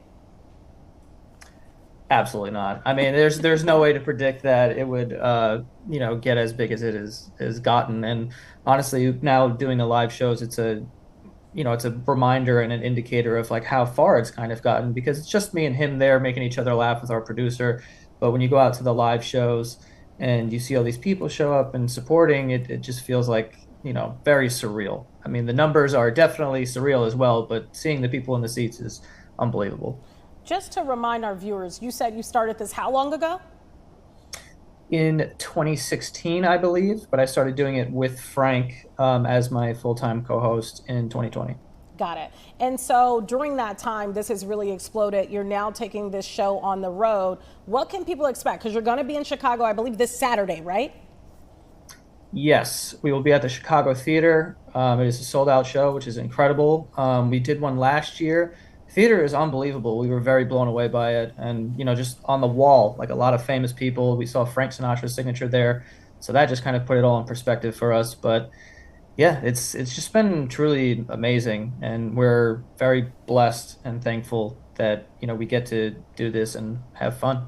I'm always inspired, and I know Justine has a question, but I'm always inspired when I hear people say that they started something from the ground up, literally with really, no big names, no major money behind it. You started this, you said in 2016, and then Frank joined you. What were you both doing at the time when you started this podcast? What job were you working before this? Well, Frank was working for an insurance company during that time, and for me, I have been doing internet content and video content and like YouTube stuff since about 2011 or 2010, and it wasn't my full-time job at that point. I was working at a pizza place. I was delivering pizzas and whatnot, and just kind of like trying to make my money in various ways. I eventually got a job as an editor and producer, which I was very underqualified for. I was lucky to be there. So I was able to do that for 2 years, which kind of kept me afloat and taught me a lot about producing and, editing and everything else as far as video goes. So I've gotten very lucky along the way, gaining some education about how to progress in my own personal career. Was there ever a specific video that you realized, oh, this is doing great. This is what's spiraling us into success? In the case of me and Frank, personally, we we're the type of people that we have very strong opinions, and we like to argue and stuff like that. And there was a time specifically where we were talking about Pop-Tart flavors or something, and he had mentioned his, and we had this kind of back and forth, and it went very viral, and it ended up on like Good Morning America, and my mother's favorite anchors were talking about it, and then that landed us like a deal with Pop-Tarts, where we did a sort of collaboration with them. That's probably the first one that I remember going like, wow, this is kind of exploded, and people enjoy us kind of arguing, and this is not something that me and Frank have to put on. Like, this is what we do 24/7. We can argue about anything, so it was cool to see that. What do you say to people, because the podcast space at least seems very saturated. It seems like so many people, grandma's starting a podcast now, right? What do you say to the people that maybe want to enter this space and they feel like it's saturated and they're not sure if it will be lucrative, if this can be something that you can do full time? Also a luxury that I had when you start in 2016 is that you can just kind of make it about whatever, because no one was really doing it that much back then. At the moment, everyone feels like they're interesting enough to do a podcast, which I don't even know if we would, be able to make it in where the market is now.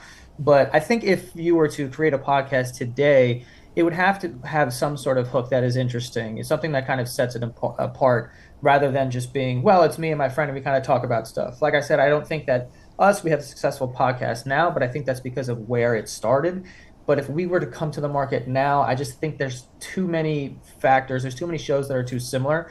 So I would try to create a concept that is very interesting. And obviously you have to be good at your job and good at speaking and, good at kind of keeping the conversation going. But if you can come up with a really interesting concept, then I think that kind of sets you aside from everyone who's just creating a podcast seemingly just to create one, and it seems like a fun thing to do, which I also encourage as well.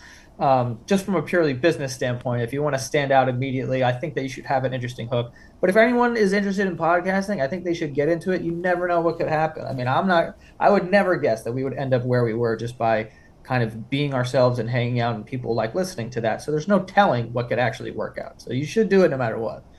So now that you guys are going on tour, what made you guys want to actually go on tour and take the podcast on tour? And then when people are watching, is it just like you guys are filming another episode, or what's the difference?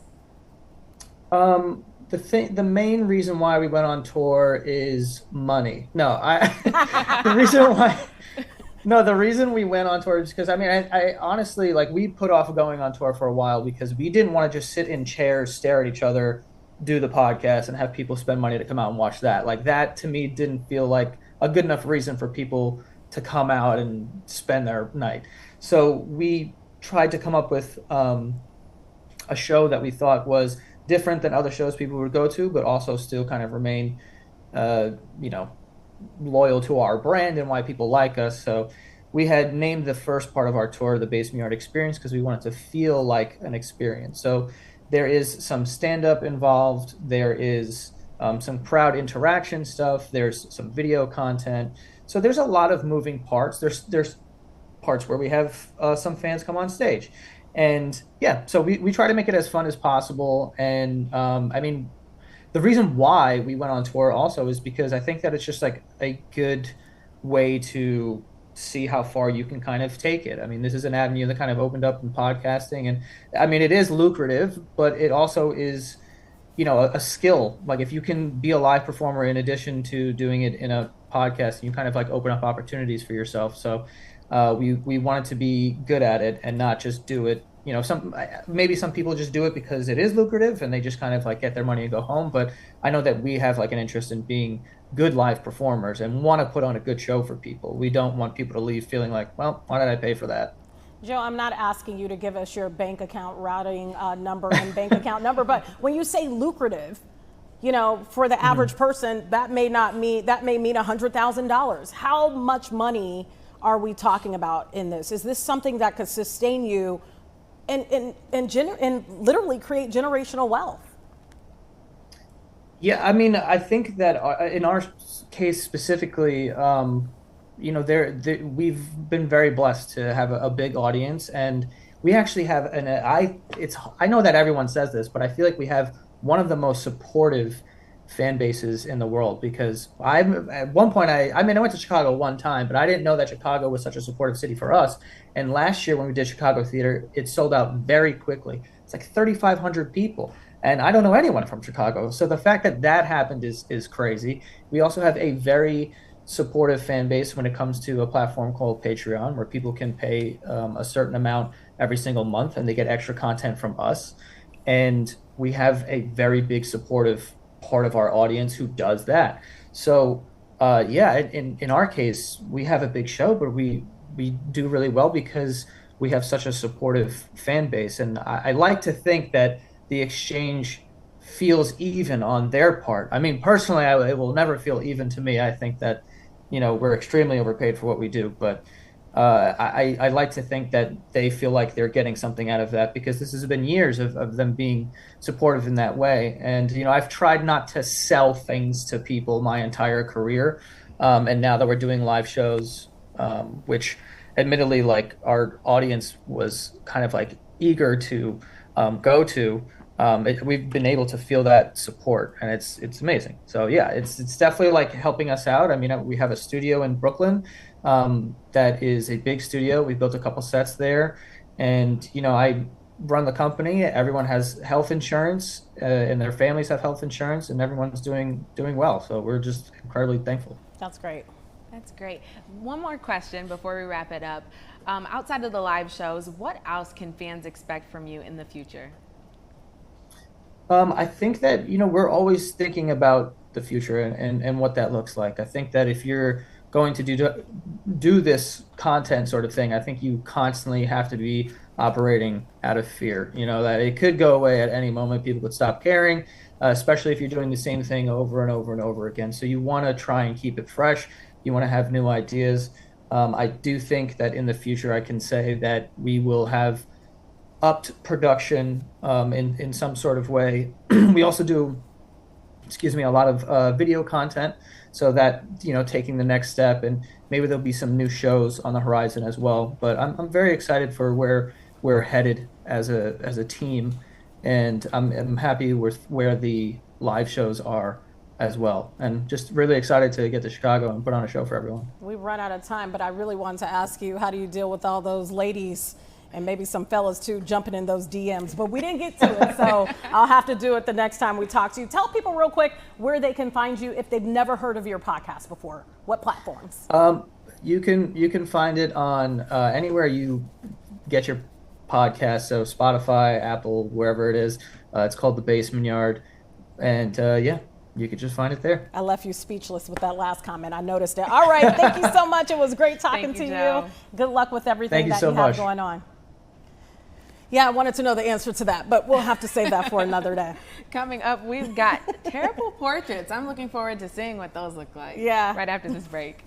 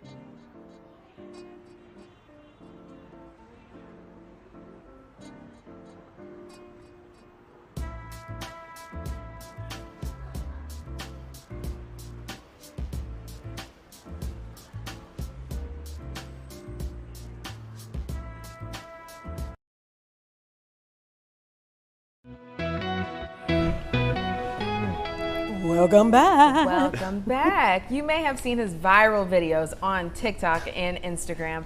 I have Jacob Ryan Reno here. Yes. Doing terrible portraits. Yes, hello. He's going to do a great portrait of Tia. A terrible one. I can't wait. Yeah, I'm very, very excited. Thank you so much for having me Of today. course. My goodness. So start off by telling us what inspired you to start this. Yeah, I feel like, as most good ideas come out of, I was at a house party in college, and a friend of mine was like, let's draw each other. There was like pen and paper there.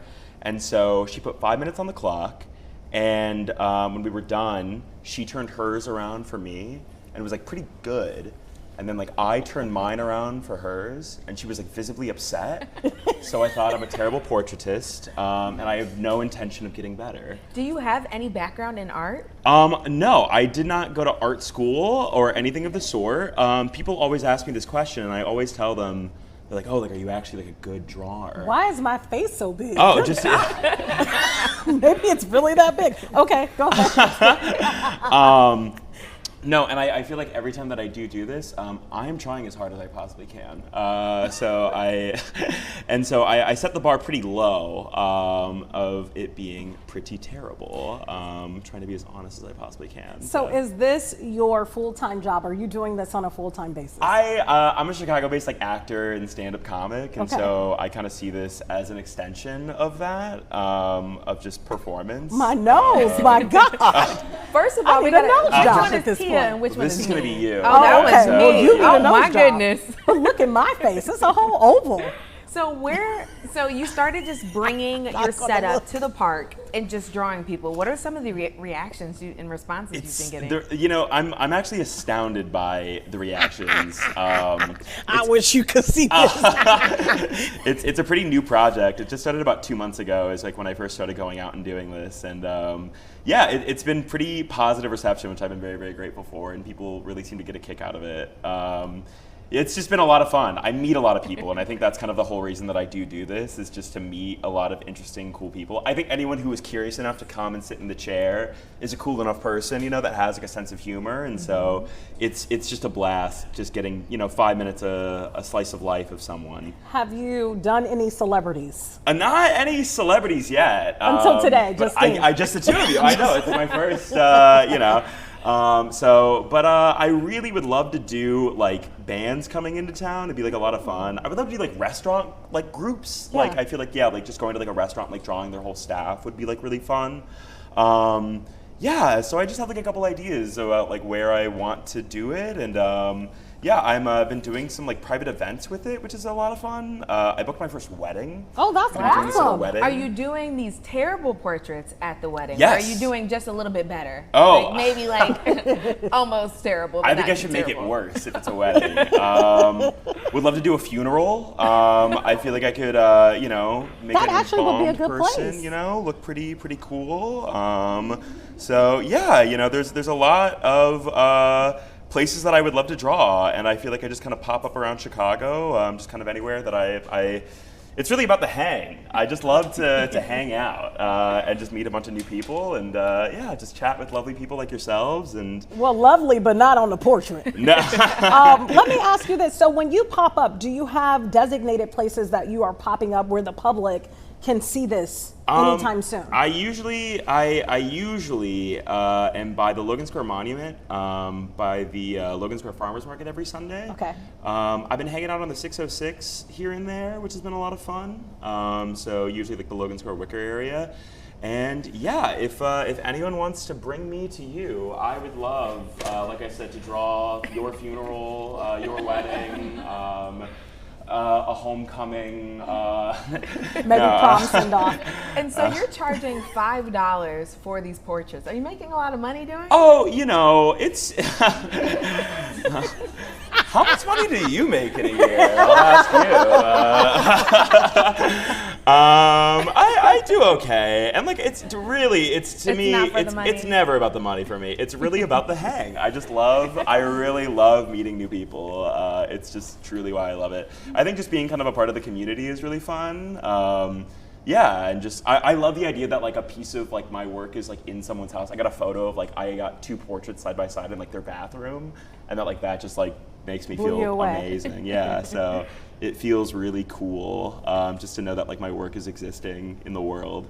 yeah, and so it's a really gratifying experience, and I just feel really amazed that the reception that it's gotten thus far and to be here. I'm curious why you're looking at Justine when you're drawing something that's terrible anyway. Oh, well, are you saying that we're already the terrible sketch to start with? No, I take it very. Why are you looking at me? Now I don't want you looking. I take it very seriously. Honestly, I feel like it doesn't look too bad. You think so? I think he's not done. You talk too soon, Justine. Yeah. Maybe I'll wait till the end. But my smile is pretty on point. I like to believe so. I think capturing essence is really important. I think detail is really important. I can't wait to draw your earrings in a second. Okay. That's gonna be a lot Gotta of get fun. those brows. This is perfection right here. So you just started this about 2 months ago. That is correct. Tell me where you want to go with it. Do you want to keep doing this? Do you want to start making? Because you went viral on TikTok. Do you want to start making more videos? Yeah, I mean, I think really just doing as more people. I think just being brought to cool places would be a lot of fun to do.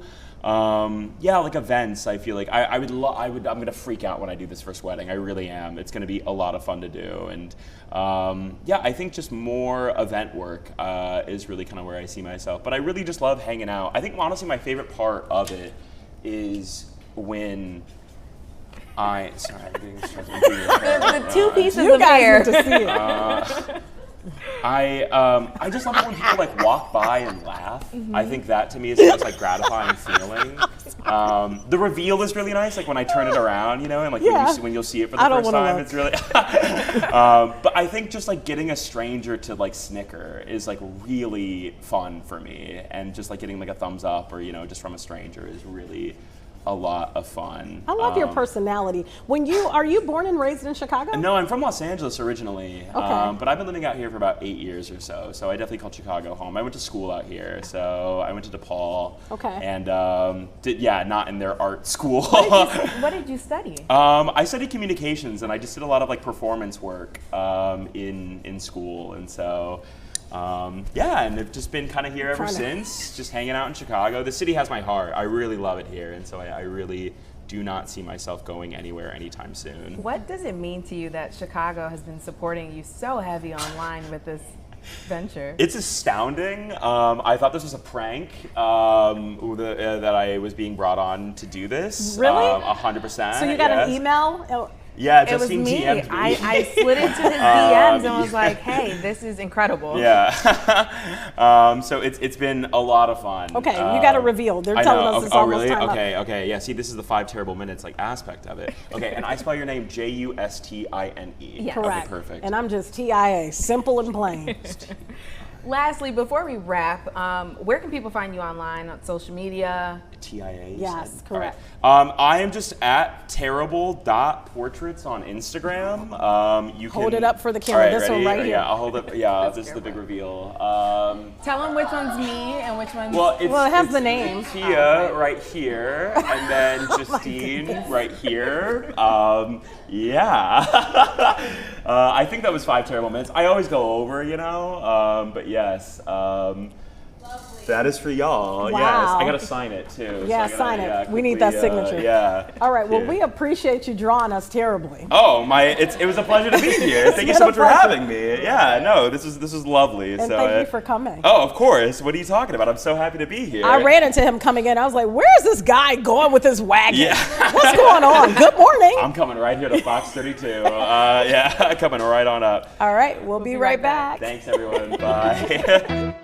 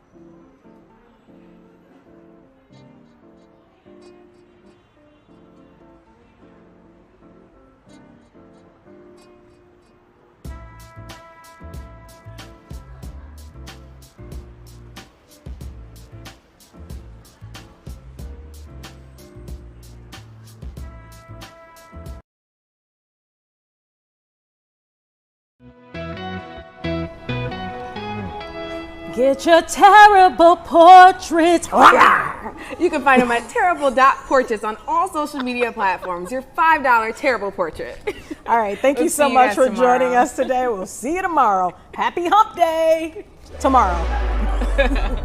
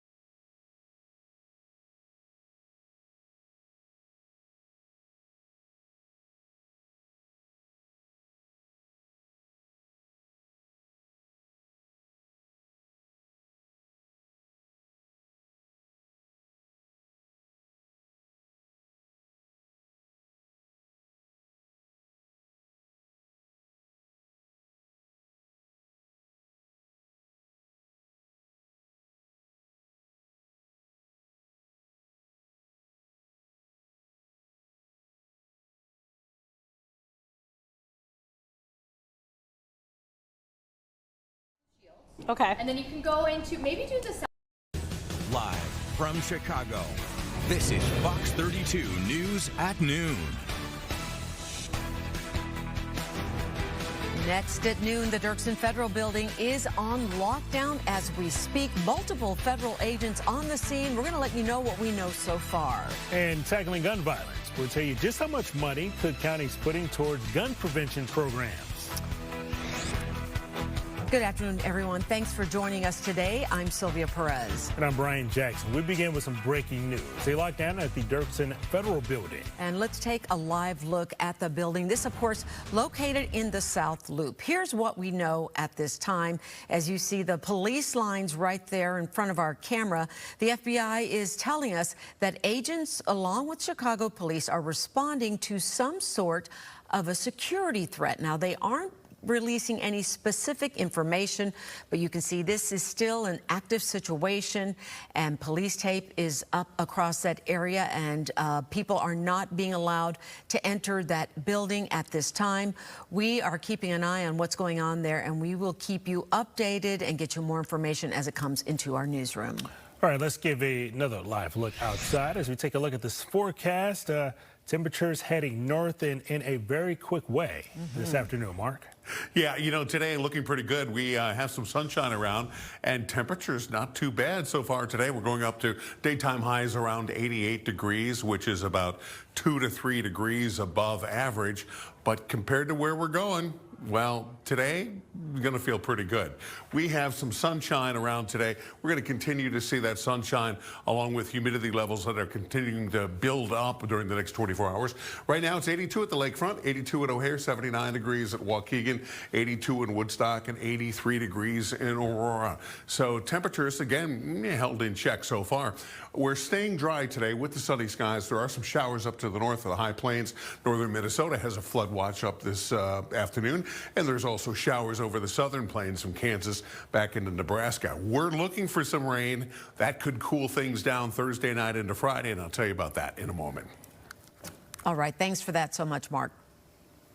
Well, football season is officially here as Bears veterans report to training camp today. Yep, it's that time again. And Cassie Carlson is live at Hallis Hall with more on what to expect as the team is gearing up for the season. Hey, Cassie. Hey, Brian and Sylvia. Yeah, summer is completely over, especially when you're talking about football in Chicago, because rookies reported over the weekend along with quarterbacks. Veterans reported to Hallis Hall today, and the team will take the practice field for the first training camp practice tomorrow morning with Ben Johnson as their head coach. So here's what we can expect today. We are going to hear from head coach Ben Johnson and general manager Ryan Poles, along with quarterback Caleb Williams and defensive lineman Grady Jarrett. And there's a couple storylines that we are looking forward to today as we head into the first training camp practice. The first is going to be the health of some of the members on the team, most notably their rookie tight end, Colston Loveland. Is he able to get on the practice field right away after undergoing shoulder surgery back in January and be a full participant? Because we did not see him on the practice field at all throughout offseason practices. Another question will be left tackle Braxton Jones. He had ankle surgery last season. It was season ending, and we know that left tackle position is going to be a huge point of contention throughout training camp, as it is a potential position battle between him as well as Ozzie Trapello as well as Karan Amagaji. And then most notably is Jalen Johnson on the non-football injury list. That was released over the weekend and garnered a ton of questions, because I just talked to Jalen Johnson last week at his football camp in Chicago. He seemed totally fine. We know he was out training with his fellow defensive backs out in Vegas throughout the offseason. So those are all questions we're going to hear from both Ryan Poles and Ben Johnson. And then I think we want to hear what the expectations should be of quarterback Caleb Williams going into his second season and now being paired with an offensive-minded head coach who is known to be really good at play calling and having a top offense in the National Football League over the last 3 years in Detroit. He's going to bring that over here to Chicago. So a ton of excitement. We will bring you all of the latest right here on Fox 32 Chicago and the 4 and 5 o'clock news. But for now, I'll send it back to you as we get ready to hear from Ryan Poles and Ben Johnson. We'll be looking for that. And we are your home of the Bears, right here on Fox 32 Chicago. All right, thanks, Cassie. Well, Cook County is investing millions of dollars to tackle gun violence. Cook County Board President Tony Preckwinkle says the funds will support community safety programs and so much more. Joni Lum has the details. $25 million in grants will help the children who have survived gun violence, families who are traumatized, and the people on the street working to prevent gun violence. Cook County Board President Tony Preckwinkle joined social service agencies and staff at La Rabida Hospital, where children are treated. The grant money helps sustain and expand programs that help those who are at risk and survivors of gun violence.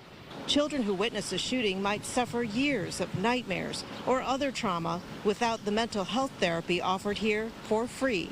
We're working to ensure vulnerable residents can access the services and support they need. Not only is it the right thing to do, but it helps build safe communities we all want to see. Gun violence is particularly impactful for children and youth. Given their physiological, psychological, and psychosocial development, children and youth are especially vulnerable to post-traumatic stress disorder, traumatic grief, anxiety, depression, and externalizing behaviors. 2021 was the most violent year in Cook County's recent history. They say that the programs that are being funded here have helped reduce the rate of violence by up to 45%. Cook County is also on its way to healing. Joni Lum, Fox 32, Chicago. Cook County has released new numbers showing a large increase in domestic violence in the city. The state's attorney says that while violent crime overall is down, domestic violence-related homicides are up more than 34% in the last year, and shooting-related murders are up nearly 82%. In 2024, Domestic Relations Court initiated nearly 42,000 cases, and Domestic Violence Court had more than 11,000 cases. A man accused of secretly recording his co-workers in the bathroom is due back in court. Police say 45-year-old Jesus Salazar secretly filmed 29 employees at the Pure Food Specialties facility in North Lake. An attorney representing two of the victims says a camera was installed under the sink facing toward the toilet. Both men and women were filmed while using a gender-neutral employee bathroom at that facility. Salazar is facing multiple charges in Cook County for these allegations and in DuPage County for criminal sexual assault of a minor. A woman is still in the hospital after being hit by a car in Humboldt Park. Police said that the driver took off after hitting the 58-year-old woman on South Pulaski. This happened earlier this morning. The victim was hit while walking on the side of the road. She was taken to Mount Sinai Hospital in serious condition, and police are still searching for the driver. Chicago police are also searching for the driver responsible for this crash at a Green Line station. This was the scene in the 4700 block of Westlake. Officers also found a traffic light down at Fullerton and Cicero, as well as a down light pole at Cicero and Lake Street. So far, no injuries have been reported. The Illinois Tollway wants you to slow your roll. Nearly 300 state agencies are joining forces for Speed Awareness Day. This campaign aims to reduce speed-related crashes, which killed 436 people in Illinois just last year. Officials say summer is the most dangerous time of the year, with half of those crashes happening between June and September. Speeding may save you a few minutes, but it can cost you far more in the long run. We know that road deaths are preventable, and we cannot achieve zero fatality without everyone coming to the table and taking responsibility. The tollway says speeding caused 33% of crashes between 2021 and 2023 and killed 1,300 people. Immigrants' rights groups are demanding the shutdown of the ICE facility in Broadview. They're accusing federal agents of holding detainees in inhumane conditions. Right now, the group is holding a press conference at Daly Plaza. They accuse the site of holding people for weeks without beds, showers, and adequate meals. They're calling on Attorney General Kwame Raoul and Cook County State's Attorney Eileen Burke to close the facility. What is happening right now is just plain wrong. We're all for immigration enforcement and smart border security, but the targeting of innocent people who are just trying to work hard and make a living, the targeting of the elderly, of the sick, of U.S. citizens, of students by an anonymous army of masked men is not who we are as a country. House Democrats are blasting Trump administration immigration policies. Lawmakers held that forum today, accusing the Department of Homeland Security of illegal detentions and deportations, often involving people with no criminal record. Advocates and families also shared some of the stories about their loved ones being caught by ICE. In Park Ridge, new regulations for e-bikes and scooters are now in effect. Riders now have to be 14 years or older to ride electric bicycles and e-scooters. Village leaders approved the new measure yesterday. The Park District already banned both from its property. More to come on Fox 32 News at noon. A new twist in the Jeffrey Epstein saga. The DOJ now wants to talk to his former girlfriend. I'm Rebecca Castor with more on the new developments coming up. And the Department of Justice has released classified files on Dr. Martin Luther King Jr., what his daughter is saying about that decision. And NASA scientists are launching a unique satellite. After the break, find out how it's going to help emergency crews across the country. Insurance companies.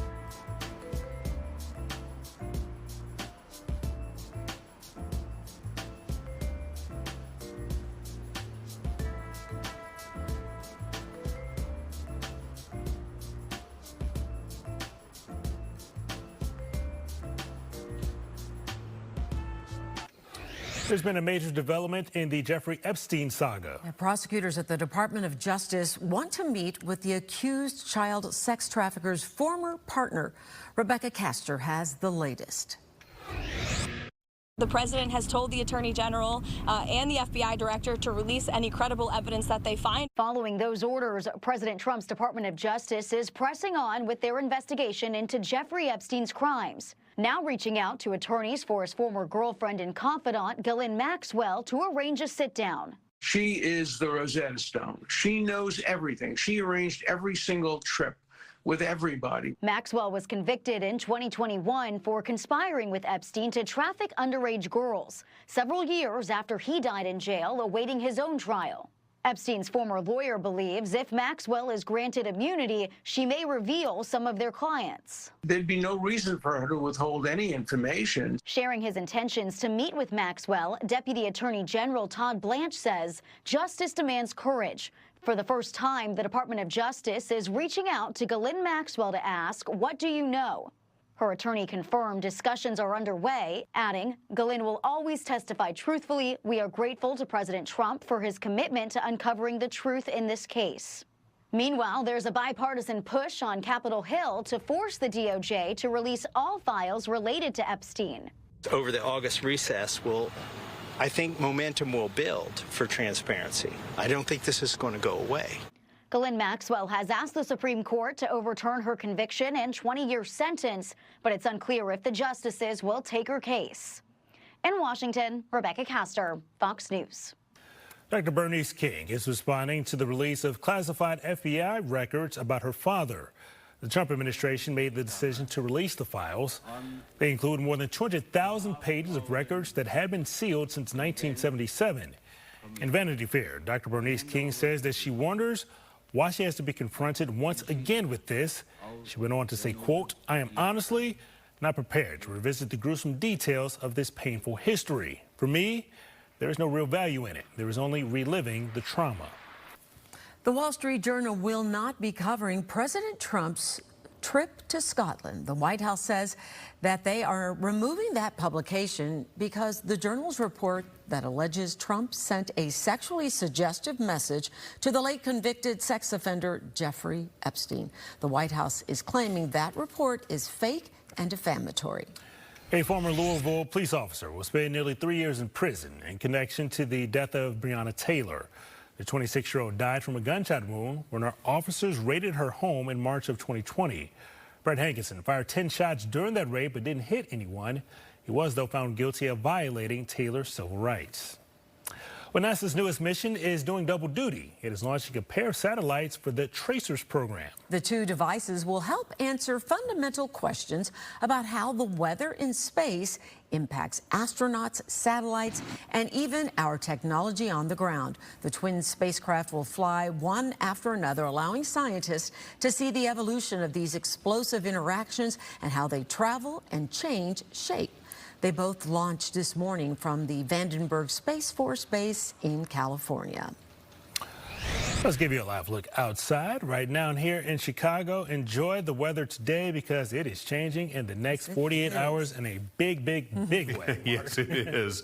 In a very palatable way. You'll experience it as soon as you go out the door, especially coming up about 25, 26 hours from right now, especially during the afternoon tomorrow.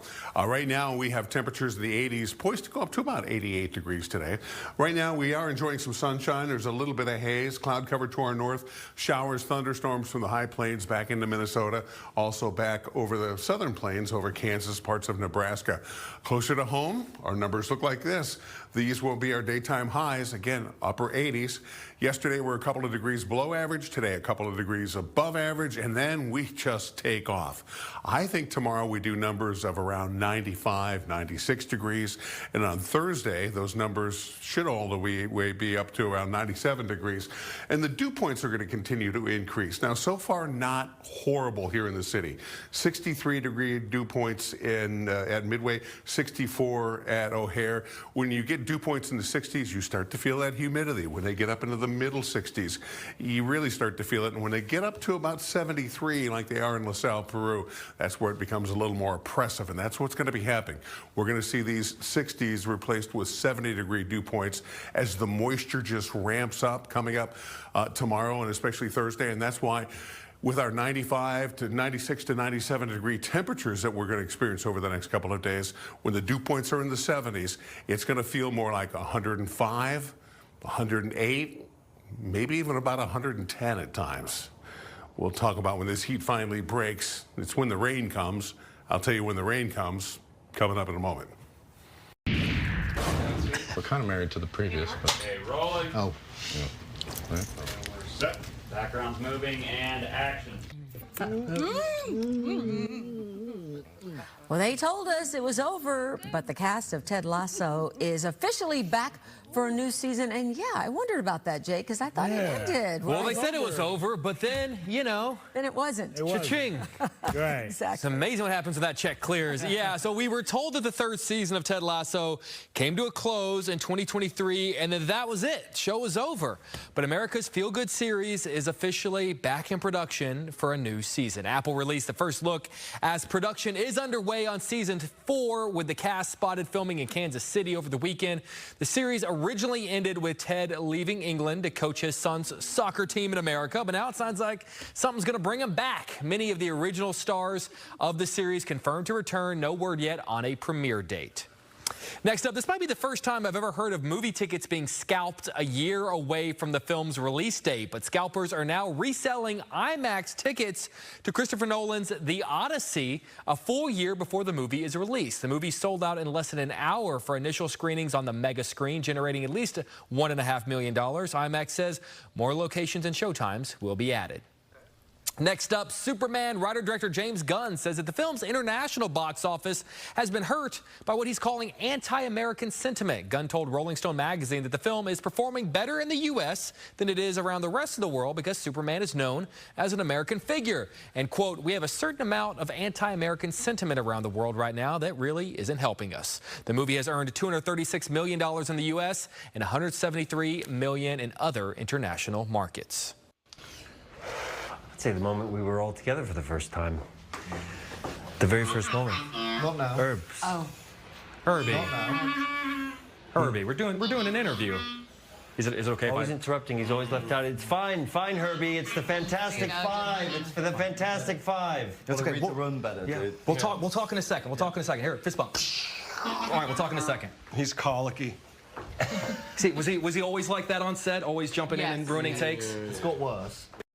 Marvel's first family only sat down with one station in Chicago. That's Fox 32. But our Chicago exclusive interview with the Fantastic Four crashed by their iconic robot, Herbie. One of the many fun moments we have with the cast. Our interview with Pedro Pascal, Vanessa Kirby, Eben Moss-Backrack, and Joseph Quinn ahead of this weekend's release of the Fantastic Four First Steps. That's coming up a little bit later. Very fun. Was that a great interview? It was fun. It was so great. You know, it's because it's 4 people together. You're trying to get it, and you want to have a moment with each one of them. You know, Pedro Pascal is the biggest star in the world. Eben obviously has been basically living in Chicago for the past, you know, because of the bear. Okay. So you know, there's so much that we had to talk to him. Yeah, he's cousin. He's cousin. Gosh. Yeah. I forgot he was in this. Yeah. And then you he's the thing. Well, because you know he's the thing. He's made of bronze. Yes. Yeah. So much to talk about coming up a little bit later in the hour. Awesome. Looking forward. Thanks, guys. Well, the National Museum of Puerto Rican Arts and Culture is unveiling a new cultural garden. And still ahead, we'll be speaking with the museum president about what makes this garden so special.